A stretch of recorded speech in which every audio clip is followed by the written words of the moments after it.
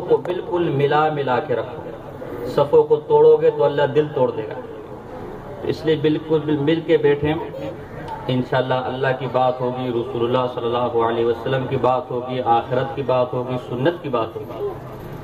اور ویسے بھی ایسے ذکر کی مجلسوں کے متعلق ایک حدیث میں آتا ہے کہ جب ایسے کچھ لوگ اللہ کے ذکر کے لیے، اس کے رسول اللہ صلی اللہ علیہ وسلم کے ذکر کے لیے بیٹھے ہوتے ہیں تو فرشتے اس مجلس کو گھیر لیتے ہیں، حفت بہم الملائکۃ، حدیث میں آتا ہے، اور ان پر رحمت اور سکینہ نازل کرتے ہیں۔ اور حدیث میں آتا ہے کہ جس طرح یہ زمین والے یہاں بیٹھ کے اللہ کا ذکر کر رہے ہوتے ہیں، آسمانوں میں رب ان کا ذکر کر رہا ہوتا ہے، اس لیے بالکل۔ اور آتا ہے حدیث میں کہ جب آخر میں یہ لوگ اٹھ کر جاتے ہیں تو اللہ سب کی مغفرت فرما دیتا ہے، تو اس لیے بالکل مل کر بیٹھے، ذوق اور شوق سے بیٹھیں۔ ہو سکتا ہے بعض باتیں ایسی ہوں کہ جو بعض حضرات کے مزاج کے خلاف ہے، تو اللہ فرماتا ہے عسیٰ ان تکرہوا شیئا وہو خیر لکم، یہ ممکن ہے کہ بعض باتیں آدمی کو بری لگے، لیکن اگر وہ اس کے نتیجے پر غور کرے گا تو انشاءاللہ اس میں خیر ہی نکلے گی۔ لہذا کوئی ایسی بات جو آپ کے مزاج کے خلاف چلی جائے، جو آپ کی طبیعت کے خلاف چلی جائے، تو اس میں آپ بعد میں بلا شبہ، یا میں بھی یہاں بیٹھوں بعد میں پوچھ بھی سکتے ہیں، غور و فکر کریں، تنہائی میں بیٹھوں سوچے، تو انشاءاللہ اس میں آپ کو خیر ہی نظر آئے گی، آپ کی بھلائی ہی کی بات ہوگی۔ اس لیے توجہ سے آخر تک سنیں، الحمدللہ وکفا والصلاة والسلام علی من لا نبی بعدہ، اما بعد فاعوذ باللہ من الشیطان الرجیم، بسم اللہ الرحمن الرحیم۔ قال تبارک وتعالی فی القرآن المجید والفرقان الحمید، قل ان کنتم تحبون اللہ فاتبعونی یحببکم اللہ وَيَغْفِرْ لَكُمْ ذُنُوبَكُمْ وَاللَّهُ غَفُورٌ رَحِيمٌ۔ وقال رسول اللہ صلی اللہ علیہ وسلم علیکم بسنتی وسنت الخلفاء الراشدین المہدیین، تمسکوا بها وعضوا علیہا بالنواجذ، وَإِيَّاكُمْ وَمُحْدَثَاتِ الْأُمُورِ فَإِنَّ كُلَّ مُحْدَثَةٍ بِدْعَةٍ وَكُلَّ بِدْعَةٍ ضَلَالَةٍ وَكُلَّ ضَلَالَةٍ فِي النَّارِ، أو كما قال صدق اللہ وصدق رسولہ النبی الکریم، ونحن على ذلك لمن الشاهدين والشاكرين، والحمد لله رب العالمين۔ هو الحبيب الذي ترجى شفاعته لكل هول من أحوال مقتهم، إن الله وملائكته يصلون على النبي، يا أيها الذين آمنوا صلوا عليه وسلموا تسليما، اللهم صل على محمد وعلى آل محمد كما صليت على إبراهيم وعلى آل إبراهيم إنك حميد مجيد، اللهم بارك على محمد وعلى آل محمد كما باركت على إبراهيم وعلى آل إبراهيم إنك حميد مجيد۔ میرے قابل صد احترام محترم دوستوں، بزرگوں، بھائیوں، آج آپ کے ساتھ جو یہاں آنے کا، بیٹھنے کا اتفاق ہوا ہے، وہ بھائی ارکم کے والد مرحوم محمد سلیم صاحب کی تعزیت کے سلسلے میں یہاں آنا ہوا، تو انہوں نے یہ درخواست کی کہ چند باتیں بھی، چونکہ ایک موقع ہے، چند باتیں بھی یہاں گزارش کر لیں۔ حقیقت یہ ہے کہ جس گھاٹی سے محمد سلیم مرحوم بھائی کو گزرنا پڑا، اللہ ان کی قبر کو نور سے بھر دے، ان کی قبر کو منور فرما دے، پسماندگان کو صبر و جمیل عطا فرمائے۔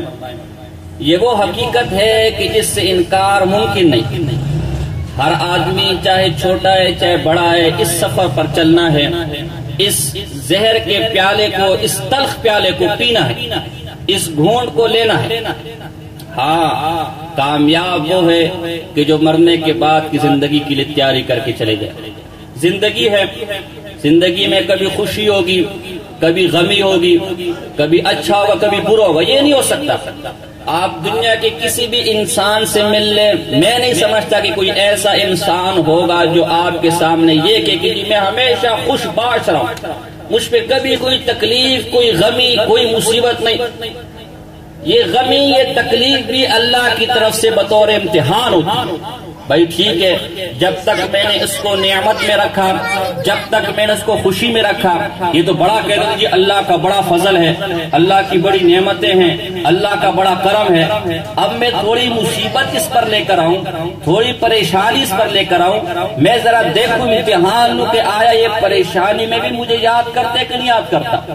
تو وہاں ایمان والوں کے بارے میں اللہ فرماتے قالوا، جب ان کو کوئی مصیبت پہنچتی ہے، وَلَنَبْلُوَنَّكُمْ بِشَيْءٍ مِّنَ الْخَوْفِ وَالْجُوعِ، اللہ فرماتے ضرور بضرور کسی نہ کسی تکلیف کے ساتھ ہم تمہیں آزمائیں گے۔ اور پھر آگے اللہ نے مختلف تکالیف فرمائی، فَبَشِّرِ الصَّابِرِينَ، ان تکلیفوں پر صبر کرنے والے، بجائے رونے دھونے کے، بجائے چیخنے چلانے کے، بجائے اللہ کی ناشکری کرنے کے کہ اللہ کو ہمارے ہی گھر نظر ہے، اللہ کو معاذ اللہ ہم ہی نظر ہیں، ہم جب دیکھو ہم ہی پریشانی میں ہوتے، آخر ہم سے کون سا گناہ ہو گیا جو اللہ کی ساری مصیبتیں معاذ اللہ ہم پر ہی آ رہی، بجائے یہ گلے شکوے کرنے کے وہ صبر کرتے۔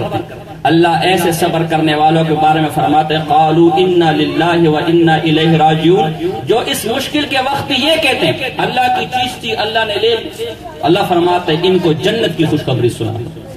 تو اس لیے یہ دن ہے، یہ دنیا ہے، ان تکالیف نے آنا بھی ہے، ان تکالیف نے جانا بھی ہے۔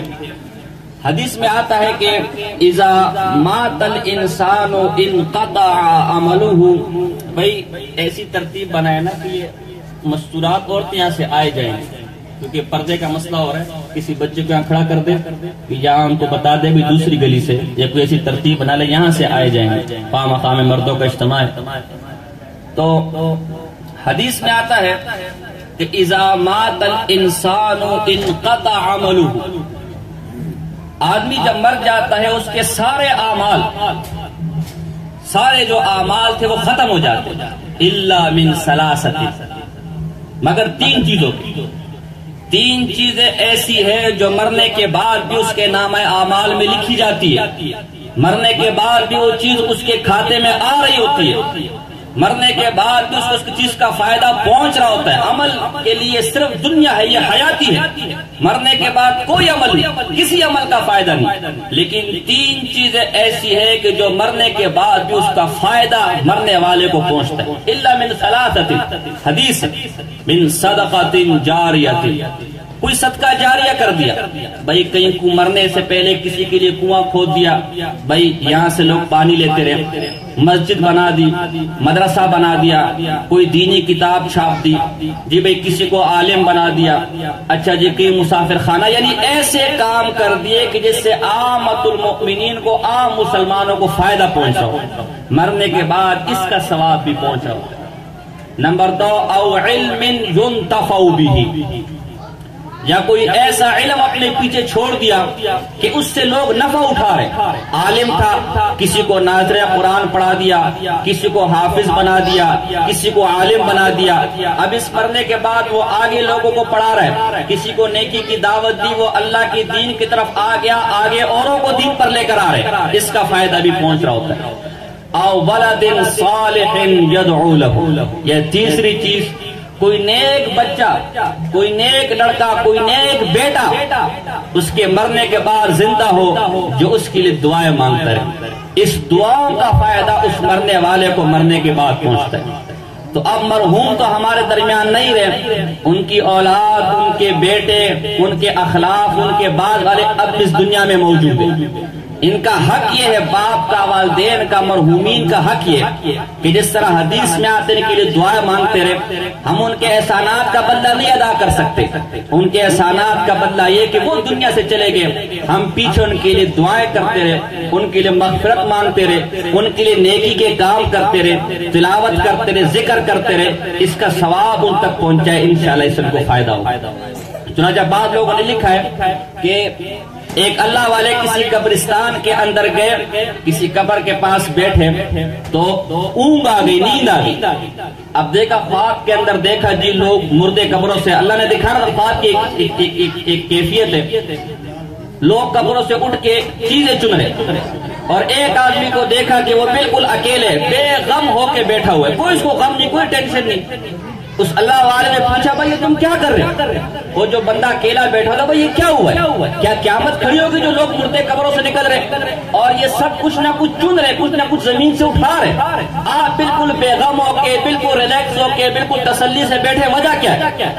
کیا بھائی یہ جو نہ تو قیامت کھڑی ہوئی ہے نہ تو قیامت قائم ہوئی ہے، بلکہ بات یہ ہے کہ یہ جو لوگ زمینوں سے چیزیں چن رہے ہیں، قبرستان میں لوگ آتے ہیں، ایصال ثواب کرتے ہیں، تو یہ حضرات اس ایصال ثواب کو اکٹھا، ایک اللہ نے کیفیت دکھانی تھی، حقیقت دنیا کے ساتھ حقیقت کیفیت دکھانی تھی، تو یہ لوگ اس ایصال ثواب کو اکٹھا کرنا ہے۔ اور میرا ایک بیٹا ہے جس کو میں نے حافظ قرآن بنایا ہوا ہے، وہ فلاں مارکیٹ میں کپڑے کا کاروبار کرتا ہے اور روزانہ ایک پارہ پڑھ کے مجھے بخش دیتا ہے، مجھے کسی ان چیزوں کی ضرورت ہی مجھے نہیں۔ اس بزرگ نے اس پاک کے اندر ہی اس بیٹے کی کیفیت، نام، دکان کا پوچھا، اگلے دن وہ اس دکان پہ گیا، مارکیٹ پہ گیا، دیکھا واقعتاً حقیقتاً ایک آدمی کپڑا بیچ رہا ہے اور ساتھ میں اس کی زبان ہل رہی ہے۔ اس نے پوچھا آپ کیا پڑھ رہے ہیں؟ کیا میرے والد صاحب فوت ہو گئے ہیں تو میں ہر روز ایک پارہ پڑھ کے اپنے والد صاحب کو بخش دیتا ہوں۔ تو اس بزرگ نے کہا کل آپ کے والد صاحب مجھے خواب میں آئے تھے اور ایسا میرے سے ذکر کیا۔ تو کہنے کا مقصد یہ کہ اب یہ حضرات ہمارے درمیان نہیں رہے، اب ان سے بھلائی کا طریقہ یہی ہے کہ جتنا ہم ہو سکے ان کے لیے نیکیاں بیچتے رہے، ان کے لیے اعمال بیچتے رہے، بجائے گناہ کر کے، بجائے اللہ کی نافرمانی کر کے اللہ کی ناراضگی کو مزید دعوت دیں، ہم وہ کام کریں کہ جس سے اللہ ایسا راضی ہو کہ ہم پر بھی اس کی رحمت برسے، ہمارے جانے والوں پر بھی رحمت برسے۔ دیکھیں میں نے پہلے کہا تھا یہ موت ایسی حقیقت ہے کہ جس سے ہر آدمی کو پالا پڑنا ہے۔ آپ کو دنیا میں بہت سے لوگ ملیں گے، ایسے لوگ بھی ہوں گے جو آسمانوں کا انکار کر رہے ہوں گے، ایسے لوگ بھی ہوں گے جو زمینوں کا انکار کر رہے ہوں گے، ایسے لوگ بھی آج بھی افریقہ کے جنگلوں میں چلے جاؤ، وہاں ایسے قبیلے رہتے کہ جن کو کہو جی بڑے بڑے جہاز ہیں دنیا کے اندر، بڑے بڑے ٹرینیں ہیں، بڑی بڑی گاڑیاں ہیں، وہ ماننے کو تیار نہیں ہوں گے۔ دنیا میں ایسے لوگ بھی جو اللہ کی ذات کا، اللہ کی وجود کا انکار کرتے ہیں، انبیاء کا انکار کرتے ہیں، فرشتوں کا انکار کیا، جنت کا انکار کیا، جہنم کا انکار کیا، آسمان سے اترنے والی وحی کا انکار کیا، قبر کے عذاب کا انکار کرنے والے تو موجود ہوں گے، قبر کے بعد، مرنے کے بعد حیاتی کا انکار کرنے والے تو موجود ہوں گے، لیکن دنیا میں آپ کو کوئی ایسا آدمی نہیں ملے گا جس کا تعلق کسی مذہب کے ساتھ، کسی فرقے کے ساتھ، کسی مسلک کے ساتھ، کسی رنگ کے ساتھ، کسی زبان کے ساتھ، کسی ملک کے ساتھ، کسی بھی رنگ کے ساتھ، کسی بھی زبان کے ساتھ، وہ چاہے کسی بھی قسم کا تعلیم یافتہ ہو، آپ کو ایسا آدمی نہیں ملے گا جو اس موت کا انکار کرے، جو یہ کہتا ہو کہ میں نے کبھی مرنا نہیں، ساری زندگی اسی دنیا کے اندر رہنا، ایسا آدمی آپ کو کوئی نہیں ملے گا۔ معلوم ہے یہ وہ حقیقت ہے کہ جس کو ہر چھوٹا ہر بڑا ماننے والا ہے، تبھی قرآن نے اس کو یقین سے تعبیر کیا، وَاعْبُدْ رَبَّكَ حَتَّى يَأْتِيَكَ الْيَقِينُ، اس وقت تک اللہ کی عبادت کرتا رہے، اس وقت تک اللہ کی عبادت میں لگا رہے جب تک یقین، جب تک موت نہ آ جائے۔ تب جب یہ بات تسلیم ہے، یہ بات مسلم ہے، یہ بات ماننے والی ہے کہ ہم نے ایک دن مرنا ہے، یہ دنیا یہی چھوٹ جانی ہے، یہ کاروبار یہی چھوٹ جانا ہے، یہ محلات یہی چھوٹ جانے ہیں، یہ طاقتیں، یہ وزارتیں، یہ گاڑیاں، یہ ہاؤ بھاؤ، یہ فیشن، سب یہی چھوٹ جانا ہے۔ جانا ہے تو 2 گز کی قبر میں جانا ہے، جانا ہے تو 3 کفن کے کپڑے لے کر جانا ہے۔ اب جب اس بات کا یقین ہے تو اس سے بڑا بیوقوف آدمی کون ہوگا جو اس دنیا جس میں چند دن کے لیے رہنا ہے، یہاں کے تو ہر قسم کی تیاری کر لے، یہاں کے تو ہر قسم کی سہولتیں جمع کر لے، یہاں کے تو ہر قسم کی آسانی جمع کر لے، اور وہ پڑھنے والی زندگی جو ہمیشہ کی زندگی ہے، جس میں ہمیشہ رہنا ہے، وہاں سے غافل ہو جائے. اس سے بڑا میں نہیں سمجھتا کوئی ایسے بیوقوف ہوگا. اس دنیا میں کتنے زندگی رہنا. ہم سے بڑے بڑے لوگ 4 بادشاہ اس دنیا میں بہت بڑے گزرے. ایک محمود غزنوی، ایک سکندر اعظم، ایک چنگیز خان اور ایک تیمور. یہ سکندر اعظم جب عراق تک پہنچا 32 سال 6 ماہ 10 دن اس نے حکومت کی. آدھی دنیا تک پہنچ گیا حکومت کرنے کے لیے. لیکن جب یہ عراق کے قریب پہنچا ایک دم موت کا فرشتہ آ گیا. موت کا فرشتہ آیا اور اتنی بڑی حکومت کے باوجود، اتنی بڑی قیادت کے باوجود، اتنی بڑی دنیا کے باوجود بھی، اتنی حکمرانی کے باوجود بھی وہ نہ حکومت اس کے کسی کام آئی، نہ مال اس کے کسی کام آیا، نہ فوج کسی کام آئی، نہ وہ طاقت جس کے نام سے دنیا ڈرتی تھی، جو آدھی دنیا کا بادشاہ جس کے ایک آرڈر پر دنیا ادھر سے ادھر ہو جاتی تھی. لیکن جب موت آئی تو کچھ بھی ہاتھ میں لے کر نہیں گیا. مہیا، ایک شاعر کہتا ہے، مہیا سارے اسباب دنیا کے مالی تھے، سکندر جب اس دنیا سے گیا دونوں ہاتھ خالی تھے. شداد کے بارے میں واقعہ آتا ہے. ایک بہت بڑا بادشاہ قوم عاد کے اندر گزرا ہے. یہ قوم عاد نوح علیہ السلام کی قوم میں سے تھے. عاد بن عوز بن ارم بن سام بن نوح. حضرت ہود علیہ السلام کو ایک طرف نبی بنا کر بھیجا گیا. تو یہ 2 بھائی تھے، ایک شدید ایک شداد. جب شدید فوت ہو گیا، کافر بادشاہ تھا، شداد حکومت پر آیا اور دنیا کا یعنی جنہوں نے پوری دنیا پر حکمرانی کی ان میں سے ایک بادشاہ شداد تھا. اللہ کا نافرمان تھا، کافر تھا، بے ایمان تھا. اس زمانے کے جو نیک لوگ تھے انہوں نے اس کو سمجھایا، بھائی اللہ کی نافرمانی سے بعد آ جا، بھائی یہ دنیا چند روزہ ہے، اصل زندگی مرنے کے بعد ہے، اصل زندگی قبر کی ہے. اس نے پوچھا بھائی قبر میں کیا ہوگا، مرنے کے بعد کیا ہوگا؟ میں دنیا کا بادشاہ ہوں، میرے ایک حکم پر دنیا ادھر سے ادھر ہو جاتی ہے. دنیا کا ہر مال میرے پاس ہے، دنیا کی ہر دولت میرے پاس ہے. تم جو مجھے کہتے ہو میں اللہ کی ماننے لگ جاؤں، میں اللہ کے دین پر چلنے لگ جاؤں، مجھے اس کا فائدہ کیا ہوگا؟ تو اس زمانے کے لوگوں نے کہا تجھے جنت ملے گی. اچھا جنت کیسی ہے؟ لوگوں نے بتایا بھی جنت ایسی ہوگی، ایسی ہوگی، ایسی ہوگی، ایسی ہوگی. کہا ایسی جنت تو معاذ اللہ میں خود بھی بنا سکتا ہوں. لہذا آرڈر دے دیا، اپنے جو ماتحت تھے، جو وزراء تھے، ان کو آرڈر دے دیا کہ بھائی میرے لیے ایک جنت تیار کرو. وزراء کو بلایا، 100 انجینئر منتخب کیے، ہر انجینئر کو 1000 مزدور دیے اور اس کے قلم رو کے اندر، اس کی حکومت کے اندر، اس کی مملکت کے اندر جتنے بادشاہ وزیر نواب تھے سب کو آرڈر جاری کر دیا کہ تمہارے علاقوں میں جو جو سونے اور ہیرے کے کان ہیں ان سے سونے کی اینٹیں، ہیرے کی اینٹیں نکال کے لیا اور میں نے اپنے ایک جنت تیار کرنی ہے. اور ملک عدن کے اندر اس نے ایک 10 کوس لمبائی میں 10 کوس چوڑائی کے اندر ایک زمین منتخب کی. یعنی اتنی لمبی زمین جیسا آپ ہمارے یہاں سے سفر کریں کراچی سے تو حیدرآباد پہنچ جائے، اتنی لمبی زمین جی جہاں پر جنت بنے گی. اس کی بنیادیں رکھی گئی، سونے کی اینٹوں سے اس کی دیواریں کھڑی کی گئی. 100 فٹ بلند، اس زمانے کے جو فٹ ہوتے تھے 100 فٹ بلند دیواریں کھڑی کی گئی. اور اس جنت کے اندر جو وہ اپنی جنت بنا رہے 1000 محلات تعمیر کیے اور ہر محل 1000 ستونوں والا تھا، سونے جواہرات ہیروں کے ساتھ. تاریخوں میں آتا ہے جب سورج ان سونے کی اینٹوں، ان ہیروں کی اینٹوں پر پڑتا تھا تو اس کی چمک کی وجہ سے آنکھیں چنیا جاتی تھی، بندہ دیکھ نہیں سکتا تھا، اتنی چمک مارتا تھا. اور درخت اگائے، درخت وہاں سونے چاندی کے آرٹیفیشل درخت لگائے، اس پہ جی زمرد کے یاقوت کے قیمتی جو پتھر جواہر ہوتے اس کے سیب پتے میوے لگائے. اور نہریں کھدوائی، ایک مرکزی بڑی نہر بیچ میں سے لے کر آیا، پھر چھوٹی چھوٹی نہر محلوں میں لے کر گیا، محلات میں لے کر گیا. کسی میں دودھ کی نہر، کسی میں شہد کی نہر، کسی میں میٹھے پانی کی نہر جاری کر دی، پانی لگوا دیا.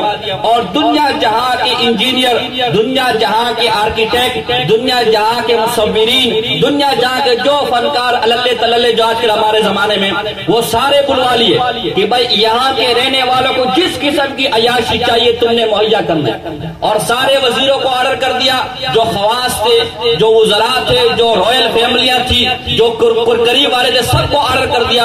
اور جس جنت کا تمہیں آسرا دیا جا رہا تھا کہ مرنے کے بعد جنت میں جانا ہے، وہ جنت میں نے معاذ اللہ دنیا ہی کے اندر بنا لی ہے اور تم جا کے اس جنت میں رہنے لگ جاؤ، کل میں بھی آؤں گا.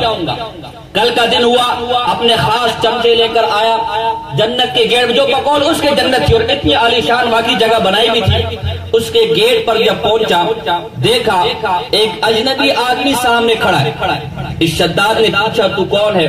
اس سے کہا جی میں موت کا فرشتہ ہوں، ملک الموت، اور تیری روح کھینچنے آیا۔ تو اس شداد نے کہا اچھا اب تجھ سے تو مفر نہیں، تو نے موت تو کی، تیرے تو میرا مقابلہ نہیں، مجھے اتنی مہلت دے دے کہ میں اس جنت کو ایک دفعہ دیکھوں، جو میں نے اپنی جنت بنائی اس کو ایک دفعہ دیکھوں۔ کہا نا جب ایک دفعہ موت آ جائے اب یہ ہٹنی نہیں۔ اس سے کہا اتنا موقع مجھے دے دے۔ بیٹھا اس طرح تھا جیسے کہ ہمارے آپ گاڑیوں کے اندر بیٹھے، ایک آپ سیٹ پر بیٹھے اور ایک گیٹ کھول کے ایک ٹانگ آپ نے باہر رکھی ہو، تو ایک ٹانگ گھوڑے سے نیچے تھی، ایک ٹانگ زین پر رکھی ہوئی تھی۔ کہا اتنی مہلت تو دے دے کہ میں یہ زین سے ٹانگ نیچے کر لوں، میں ایک نظر تسلی سے کھڑا ہو جاؤں۔ کہا نہیں، اللہ کا حکم آ چکا ہے، وہ زین سے اترنے کے فرشتے نے اس کی روح کھینچی۔ اتنا کچھ ہونے کے بعد بھی، اتنی جنت ملنے کے بعد بھی، بنانے کے بعد بھی اپنے ساتھ لے کر گیا کیا؟ کچھ بھی، خالی ہاتھ، سب کچھ ہر قسم کی سہولت کے باوجود جب گیا تو کچھ بھی خالی ہاتھ لے کر گیا، لے کر وہی جائے کامیاب، وہی جو اپنے ساتھ آخرت کے لیے کچھ لے کر جائے۔ یا تم دنیا میں اپنے لیے جنت بھی بنا لو شداد والی، اگر چاہ بنا نہیں سکتے اس دور میں، لیکن کوئی یہ بھی کر لے تو اس دنیا نے رہنا نہیں۔ ایک شاعر کہتا ہے خاک میں ملے آل شاہ کیسے کیسے، مکی ہو گئے لا مکان کیسے کیسے، ہوئے نامور بے نام بے نشاں کیسے کیسے، زمین آسمان گئی، زمین آ گئی آسمان کیسے کیسے، جگہ جی لگانے کی یہ دنیا نہیں ہے، یہ عبرت کی جا ہے تماشا نہیں۔ اور ہم کسی اور کی کیا بات کریں جس کے لیے ساری کائنات بنی، لولاک لما خلقت الافلاک، اے محبوب صلی اللہ علیہ وسلم اگر آپ نہ ہوتے ہم اس دنیا کو پیدا نہ کرتے، جو سارے انبیاء کا سردار، جو ساری مخلوق کا سردار، اللہ کی ذات کے بعد اگر مخلوق کے درجے میں کسی کا مقام، کسی کا مرتبہ، کسی کی عظمت، کسی کی شرافت، کس کا رتبہ، کسی کے کمالات ہے تو وہ نبی اکرم صلی اللہ علیہ وسلم، فداک امی و ابی یا رسول اللہ، ان کا مقام ہے، ان کا درجہ ہے۔ لیکن یہ موت ایسی چیز ہے کہ ان کو بھی آئی، وہ بھی دنیا میں ساری زندگی رہنے کے نہیں ہے۔ حضرت فاطمہ فرماتی ہیں یا رب اکرم صلی اللہ علیہ وسلم کو دفن کر کے آئے۔ حضرت فاطمہ رضی اللہ تعالی عنہ حضرت علی سے سوال کرتی ہے یا ابا الحسن الدفنتم رسول اللہ صلی اللہ علیہ وسلم، کیا تم نے نبی اکرم صلی اللہ علیہ وسلم کو دفن کر دیا؟ حضرت علی فرماتے ہیں نعم۔ قالت حضرت فاطمہ فرماتی ہے کیا تمہارے دلوں میں ذرا بھی اما فی صدورکم لرسول اللہ صلی اللہ علیہ وسلم الرحمہ کیف تحس علی رسول اللہ تراب، اور تمہارے دلوں میں کیا حضور علیہ السلام کے لیے ذرا بھی نرمی نہ آئی، ذرا بھی شفقت نہیں آئی، ذرا بھی رحم نہیں آیا؟ تمہارے ہاتھوں نے کیسے حضور کے اوپر مٹی ڈال دی؟ اما کان معلم الخیر، کیا وہ نیکی کی باتیں کرنے والے نہیں تھے؟ کیا وہ اچھائی کی باتیں بتانے والے نہیں تھے؟ بھائی دفن تو اس کو کرے جس کا کوئی فائدہ نہ ہو، جو دنیا میں نقصان لے کر آئے، جو دنیا میں شر لے کر آئے۔ حضور تو آئے خیر پھیلانے کے لیے، حضور تو آئے بھلائی پھیلانے کے لیے، اور تم تو ان کے عاشق تھے، ان کے بغیر نہ تمہیں کھانا اچھا نہ پینا اچھا، ان کے بغیر زندگی کا کیا کرو گے؟ تمہیں انہیں دفن کرتے ہوئے تھوڑا سا بھی دل میں شفقت نہیں؟ فرمایا بلا کیوں نہیں؟ لیکن یہ اللہ کا ایسا حکم ہے، اللہ کا ایسا آرڈر ہے، ایسی حقیقت ہے لا مرد لہا کہ اس کو لوٹانے والا کون؟ یہ دنیا کے کتنے بڑے عہدے پر کیوں نہ ہو، کتنے بڑے کمال پہ کیوں نہ ہو، کتنے بڑے درجے پہ کیوں نہ ہو، لیکن یہ موت ایسی حقیقت ہے کہ آنی۔ چونکہ نبی اکرم صلی اللہ علیہ وسلم بھی مخلوق ہے، نبی اکرم صلی اللہ علیہ وسلم بھی انسان ہے۔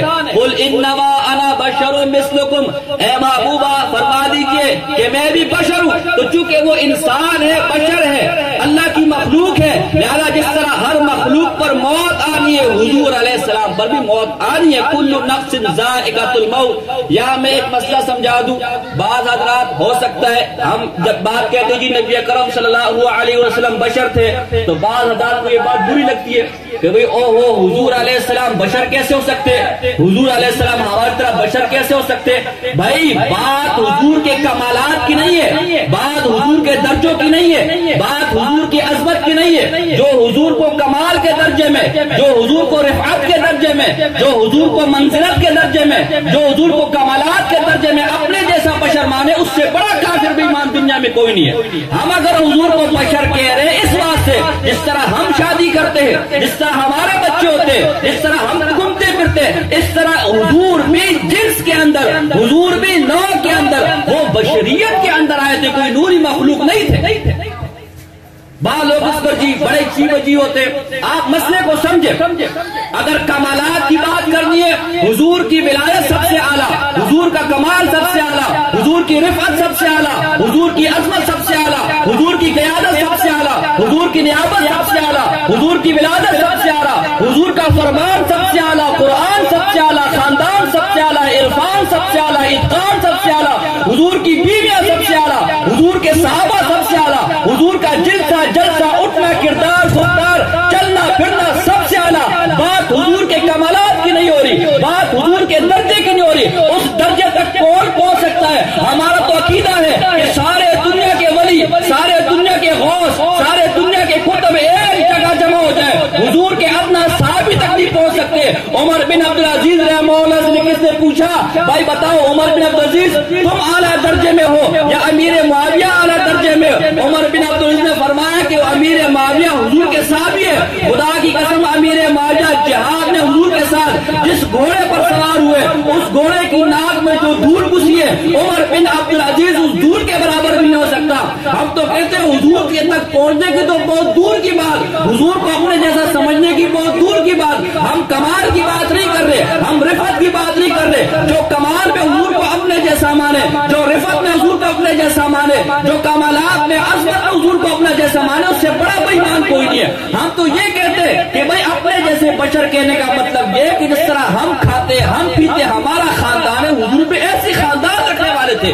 نوری مخلوق کھاتی نہیں ہے، نوری مخلوق کا خاندان نہیں ہوتا۔ کبھی آپ نے سنا کہ جی جبرائیل علیہ السلام کی معاذ اللہ شادی ہے، نوری مخلوق ہے نا؟ کبھی سنا یا کہ فلاں جو ہے وہ جبرائیل علیہ السلام کے بیٹے، کبھی ایسی بات سنی ہے؟ بھائی ایک مسئلہ سمجھے، کمال کی بات آئے گی من وجهك المنير لقد نبر القمر لا يمكن الثناء كما كان حقه بعد خدا بزرگ۔ تو یہ قصہ مختصر، اللہ کے بعد اگر کسی کا درجہ ہے، اللہ کے بعد اگر کسی کا مقام ہے، اللہ کے بعد اگر کسی کی عزت ہے تو وہ حضور کی ہے۔ حضور کی عزت رفعت تک کوئی نہیں پہنچ سکتا۔ مسئلے کو سمجھو، ہم وہ بات کہتے جو علامہ بوصیری رحمہ اللہ نے فرمایا، وہ فرماتے محمد بشر لا کل بشری یاقوت حجر لا کل حجری۔ اور محمد بھی بشر ہے لیکن ہم جیسے بشر نہیں، یاقوت بھی پتھر ہے لیکن عام پتھروں کی طرح نہیں۔ اور یاقوت کی خوبصورتی کو دیکھ کر، اس کی رعنائی کو دیکھ کر، اس کے حسن کو دیکھ کر، اس کی قیمت کو دیکھ کر اگر کوئی اس کے پتھر ہونے کا انکار کر دے وہ بھی بے وقوف ہے، اگر یاقوت کو عام پتھروں جیسا سمجھ لے وہ بھی بے وقوف ہے۔ حضور کے معجزے کو دیکھ کر کہ مردوں کو زندہ کرتے، حضور کے معجزے کو دیکھ کر کہ ایک اشارے سے چاند کے 2 ٹکڑے کر دیتے، حضور کے معجزے کو دیکھ کر کھارے پانی میں تھوکتے ہیں تو میٹھا ہو جاتا ہے، حضور کے معجزے کو دیکھ کر پانی میں انگلیاں ڈبوتے چشمے نکل آتے ہیں۔ حضور کے ان معجزوں کو دیکھ کر کوئی حضور کی بشریت کا انکار کرتے وہ بھی بے وقوف ہے، اور حضور کی بشریت کو دیکھ کر کوئی عام بشر مانے وہ بھی بے وقوف ہے۔ تو بھائی بات سمجھ آ رہی کہ نہیں آ رہی؟ بات صرف یہ ہے بشر کہنے سے ہرگز یہ مراد نہیں ہے کہ معاذ جیسے ہم بشر ہیں، ہم گناہگار ہیں، ہم پلیت ہیں، الیاذ باللہ معاذ اللہ، حضور بھی ایسے۔ اس بات کو سمجھے، بعض لوگ کہتے ہیں جی قرآن کہتا ہے، اگر حضور کو، یہ میں عقیدے کا مسئلہ سمجھا کے آگے نکل رہا ہوں۔ قرآن اگر یہ بشر کہنا، بشر ماننا، بشر سمجھنا حضور کو گستاخی ہوتی، قرآن کبھی بھی قل انما انا بشر مثلکم نہ کہتا۔ یہ تو قرآن کیا ہے؟ بھئی کوئی اعتراض ہے قرآن پر کرے، کوئی اشکال ہے قرآن پر کرے، ایک ساتھ کہنے لگے جی یہ تم کہہ دو، میں کہہ دو آدھے سے زیادہ قرآن کافروں کے بارے میں اترا ہے، ہم نہ مانے۔ قل یا ایھا الکافرون، اے کافرو تم کہہ دو ہے کہ میں اس کی جس کی تم عبادت کرتے ہو میں اس کی عبادت. تو کیا اب یہ حکم کافروں کے لیے ہمارے لیے نہیں؟ اور بھائی قرآن اگر تو نے کبھی کتاب پڑھی ہوتی تجھے پتہ ہوتا قرآن نازل تو خاص موقع پر ہوتا ہے لیکن حکم عام ہوتا ہے. کافروں کے لیے کوئی بات نازل ہوئی ہے، اگر کسی عقیدے کا رد ہے، کسی کے عقیدے کا اس بات ہے تو وہ ہمارے لیے بھی ہے، اگرچہ اس موقع مال کو دیکھ کر وہ کافروں کے بارے میں نازل ہوئی. بات سمجھے کہ نہیں سمجھے؟ اور پھر دیکھیں چلے یہاں تو میں مان لیتا ہوں کہ کافروں کے بارے میں کیا بقول آپ کے بخاری کی حدیث ہے. ام سلمہ رضی اللہ تعالیٰ عنہ سے نبی اکرم صلی اللہ علیہ وسلم فرما رہے کہ بھئی بعض لوگ میرے پاس جھگڑے لے کر آتے، مجھے پتہ نہیں ہوتا کس میں حق پر کون ہے. فَإِنَّمَا أَنَا بَشَرٌ مِثْلُكُمْ. اب بتائیں یہاں کافروں کا جو صحابہ معاذ کافر تھے یعوذ باللہ.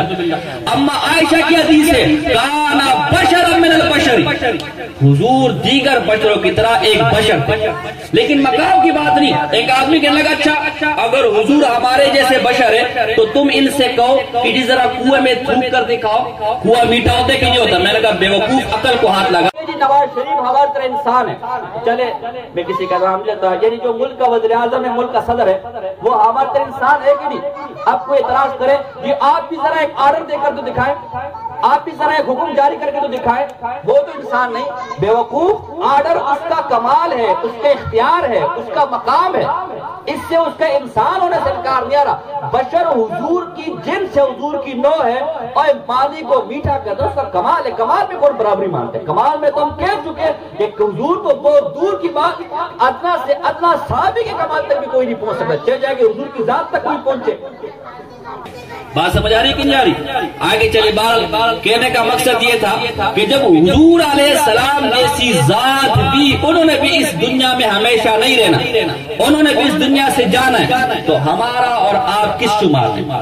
اب کامیاب وہ ہے، عقل مند وہ ہے جو اس آخرت کے لیے تیاری کر لے، جو اس آخرت کی زندگی کے لیے تیاری کر لے. یہ دنیا یہی رہ جانا ہے، یہ مال، یہ اولاد، اور جس اولاد کے لیے تم نے نہ حلال کو دیکھا نہ حرام کو دیکھا، اور جس بیوی کے لیے نہ دن کو دیکھا نہ رات کو دیکھا، ہر دن مؤذن آذان دیتا رہا حی علی الصلاۃ حی علی الصلاۃ حی علی الفلاح حی علی الفلاح. نماز کے لیے آ جاؤ، نماز کے لیے آ جاؤ، کامیابی کے لیے آ جاؤ، کامیابی کے لیے آ جاؤ. تو کہتے رہا نہیں جی ابھی تو میں نے اوور ٹائم لگانا ہے، ابھی تو میری نوکری کا ٹائم ہے، ابھی تو میرے کاروبار کا ٹائم ہے. اگر میں نے دکان بند کر دی، نوکری سے چھٹی لے لی، نماز کے لیے چلا گیا، گاہک چلا جائے گا، پیسے رہ جائیں گے، جی مہینے کا خرچہ پورا نہیں ہوگا، اولاد کی فیس پوری نہیں ہوگی، یونیفارم پورا نہیں ہوگا، بیگم کا فیشن پورا نہیں ہوگا، دعوتیں پوری نہیں ہوگی، گھر بنانا ہے، بچوں کی شادی کرنی ہے، بیٹے کی شادی کرنی ہے، میں نماز کے لیے چلا گیا، میں کسی دین کے کام کے لیے چلا گیا، یہ چیزیں رہ جانی ہے. یارو جس اولاد کے لیے تم نے دن کو دیکھا نہ رات کو دیکھا، اور جس مکان کو بنانے کے لیے نہ دن کو دیکھا نہ رات کو دیکھا، اور جس بلڈنگ کو کھڑے کرنے کے لیے نہ حلال کو دیکھا نہ حرام کو دیکھا، جس دنیا کو خوش کرنے والوں کے لیے نہ تم نے حلال کو دیکھا نہ حرام کو دیکھا، ان دنیا والوں کی وفاداری یہ ہے کہ جب مرو گے سب سے پہلا بیٹا بولے گا نکالو گھر سے، کب جنازہ پڑھیں گے، سب سے پہلے بیوی بولے گی نکالو کب جنازہ پڑھیں گے، بچے قریب نہیں آئیں گے، اور وہ بھائی مردہ ہے کہ ہم پر جن نہ آ جائے، کم بھائی نوزت نہ آ جائے. اور یہ رشتے دار جن کی مجلسوں کے لیے، جن کے ساتھ بیٹھنے کے لیے نہ نماز کا وقت دیکھا، جن کے ساتھ فنکشنوں کے اندر نہ حلال کو دیکھا نہ حرام کو دیکھا، نہ پردے کو دیکھا نہ بے پردگی کو دیکھا، یہ دوست یار تو ابھی دفن بھی نہیں ہوگا کہ یہ تیرے جنازے پر کھڑو کے گپے لگا رہے. اور چھوڑو قرآن اٹھاؤ، قرآن کہتا ہے قیامت کے دن یہ وہ اولاد وہ بچے جس کے تم نے دنیا کو خراب کیا، جس کے تم نے اپنی آخرت کو خراب کیا. یوم یفر المرء من اخیہ، قیامت کا دن وہ دن ہوگا کہ اب بھائی اپنے کو نفسی نفسی نفسی، جس کے لیے نہ دین کو دیکھا، جس کے نہ صبح کو دیکھا، جس کے نہ شام کو دیکھا، جس کے نہ حلال کو دیکھا. اللہ نے فرمایا پردہ کرو، غیر محرم کو دیکھنا جائز نہیں. اللہ نے فرمایا رشوت نہ لو، رشوت لینا حرام ہے. اللہ نے فرمایا یتیموں کا مال نہ کھاؤ، یتیموں کا مال کھانا حرام ہے.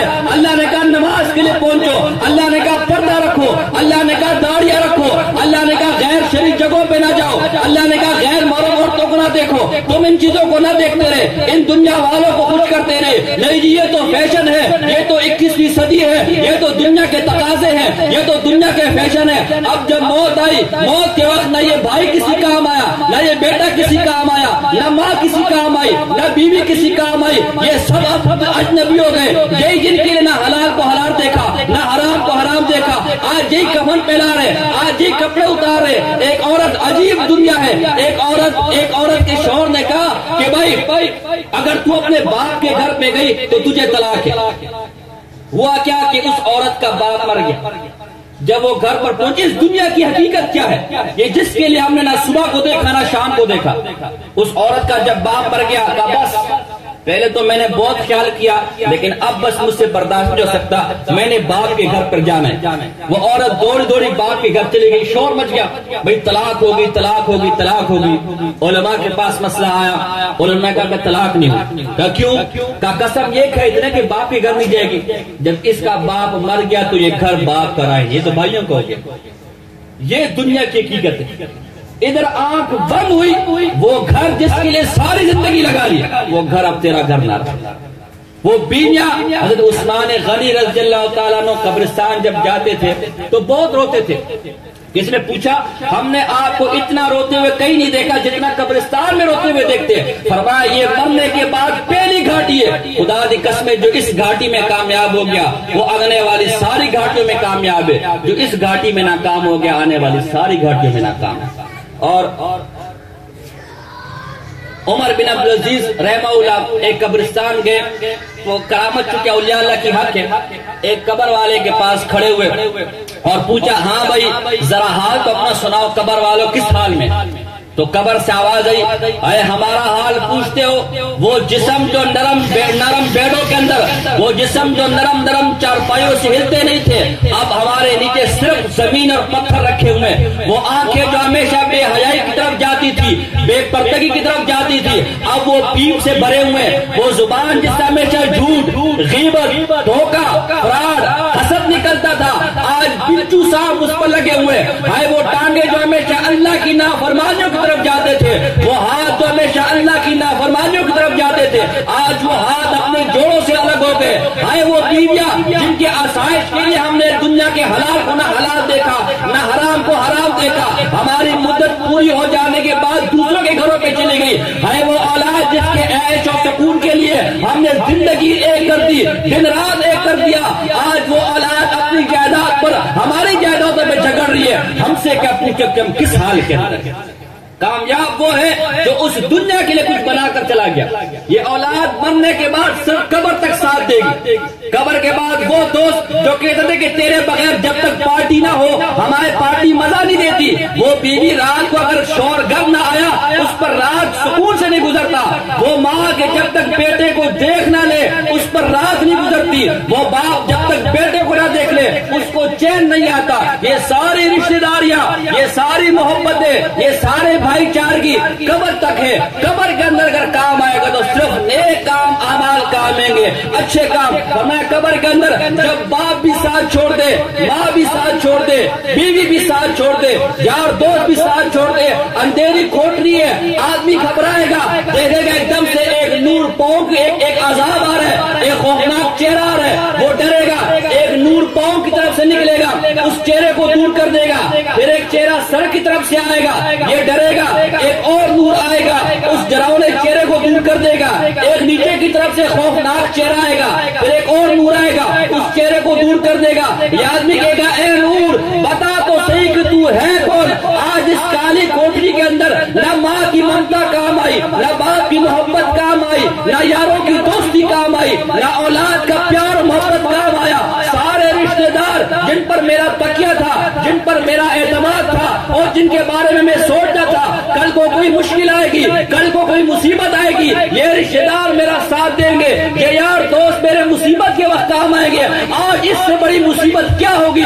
آج ایک بھی کام نہیں ہے، بتا تو صرف تو کون ہے؟ وہ کہے گا میں تیرا وہ قرآن ہوں، میں تیرا وہ نیک عمل ہوں، میں تیری وہ نماز ہوں، میں تیری وہ زکات ہوں جسے تو نے دنیا میں نہیں چھوڑا، تو نے دنیا میں مجھے نہیں چھوڑا، آج میں قبر میں تجھے نہیں چھوڑے گا۔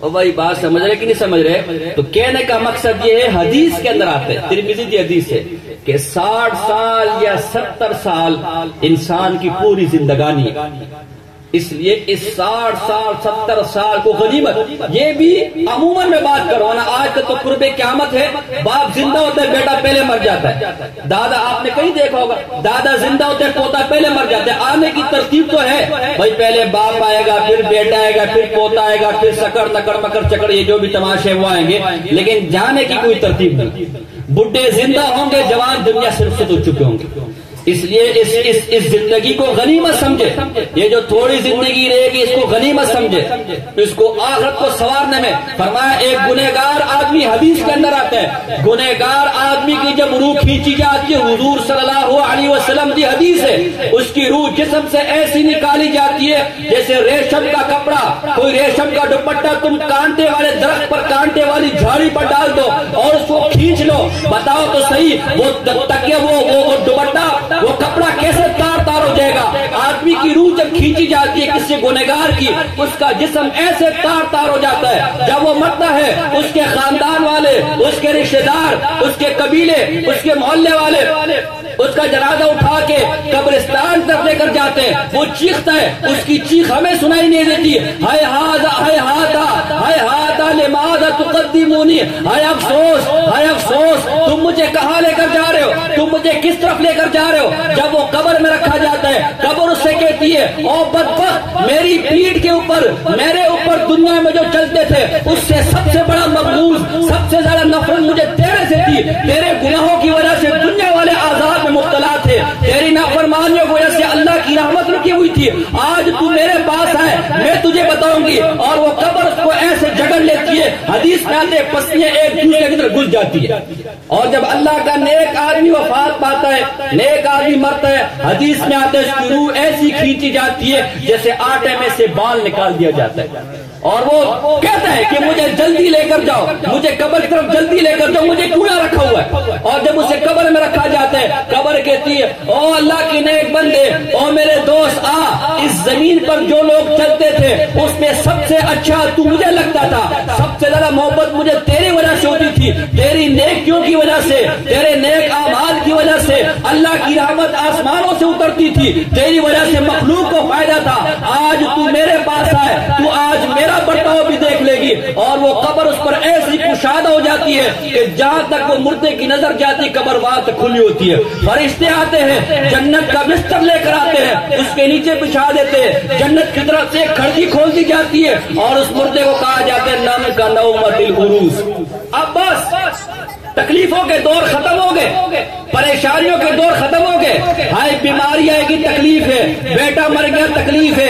کاروبار ختم ہو گیا تکلیف ہے، بے روزگاری ہے تکلیف ہے، قرضہ ہے تکلیف ہے، گھر زلزلے میں گر گیا تکلیف ہے، جی رشتہ دار ناراض ہے تکلیف ہے، بس تکلیفوں کے دن ختم ہو گئے، اب نم کا نومت العروس، اب تو ایسی سو جا جیسے پہلے رات کی عورت، پہلے رات کی بیوی جیسے، اس کو کوئی ٹینشن نہیں، کوئی فکر نہیں، کل صبح کھانا پکانا ہے، کل صبح جھاڑو لگانی ہے، کل صبح گھر کا کوئی کام کرتا ہے، کوئی اس کو ٹینشن نہیں ہوتی، اس کے پاس سونا ہوتا ہے، اب تو ایسے ٹینشن فری ہو کے سو جا، یہ جب کوئی نیک آدمی، کوئی اللہ کا نیک بزرگ جس سے دنیا میں اللہ کو راضی کیا، آذان کا جواب دے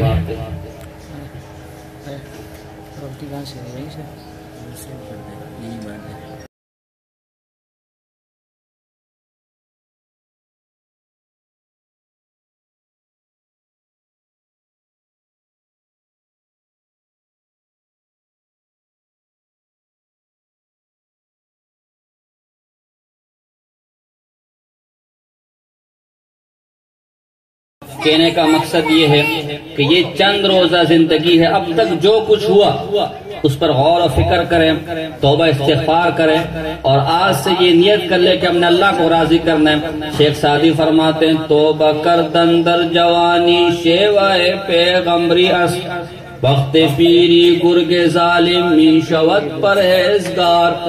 جوانی کے اندر توبہ کرنا یہ تو پیغمبروں کا طریقہ ہے، بڑھاپے میں تو یہ جو بھیڑیا ہوتا ہے یہ بھی حاجی بن جاتا ہے، نہیں جی اب تو میں نے کوئی کام نہیں کرنا، اس لیے یہ اس مباش مکن تکیہ بر عمر نہ پائیدہ مباش من از بازی روزگار، اس دنیا پر کبھی بھروسہ نہیں کرنا، دنیا کی چالوں سے کبھی غافل نہ ہونا۔ فرمایا شیطان کو جب اللہ نے راندہ درگاہ کیا، شیطان نے کہا یا اللہ میں ان کے سامنے سے بھی آؤں گا، پیچھے سے بھی آؤں گا، دائیں سے بھی آؤں گا، بائیں سے بھی آؤں گا، تو ان میں سے اکثر کو اپنا ناشکرہ پائے گا، یہ مخلوق تو تیری ہوں گی، کھائیں گے تیرا رزق لیکن یہ اطاعت میری کریں گے، یہ چلیں گے میرے پیچھے، تو ان میں سے اکثر کو ناشکرہ پائے گا۔ اللہ نے فرمایا جا مردود دور ہو جا، مجھے میری عزت کی قسم، میرے جلال کی قسم، یہ 100 سال تک تیری بات مانتے رہے، 100 سال تک تیرے پیچھے چلتے رہے، لیکن ایک دفعہ مجھے پکارا یا ربا مجھ سے گناہ ہو گیا ہے، میں اپنے گناہوں سے توبہ کرتا ہوں، جا مجھے میری عزت کی قسم میں تیرے 100 سال کی محنت تباہ کر کے 100 سال کے گناہوں کو نیکی سے بدل دوں گا۔ اس لیے جو ہے کہنا کا مقصد یہ کہ اب آج سے یہ فیصلہ کر لے کہ جو کچھ ہوا ہم اس پر توبہ استغفار کرتے ہیں، آئندہ کے لیے انشاءاللہ ہم وہ کام کریں گے جس سے اللہ اور اس کا رسول راضی ہو۔ اب یہاں ایک میں مسئلے کی وضاحت کر دوں کہ دیکھیں بحیثیت مسلمان ہمارے لیے رول ماڈل، ہمارے لیے ایک جو قابل تقلید نمونہ ہے وہ حضور صلی اللہ علیہ وسلم کی ذات ہے۔ قل ان کنتم تحبون اللہ فاتبعونی، اگر تم یہ چاہتے ہو کہ اللہ تم سے محبت کرے تو تم میری اتباع کرو، میرے طریقے پر چلو۔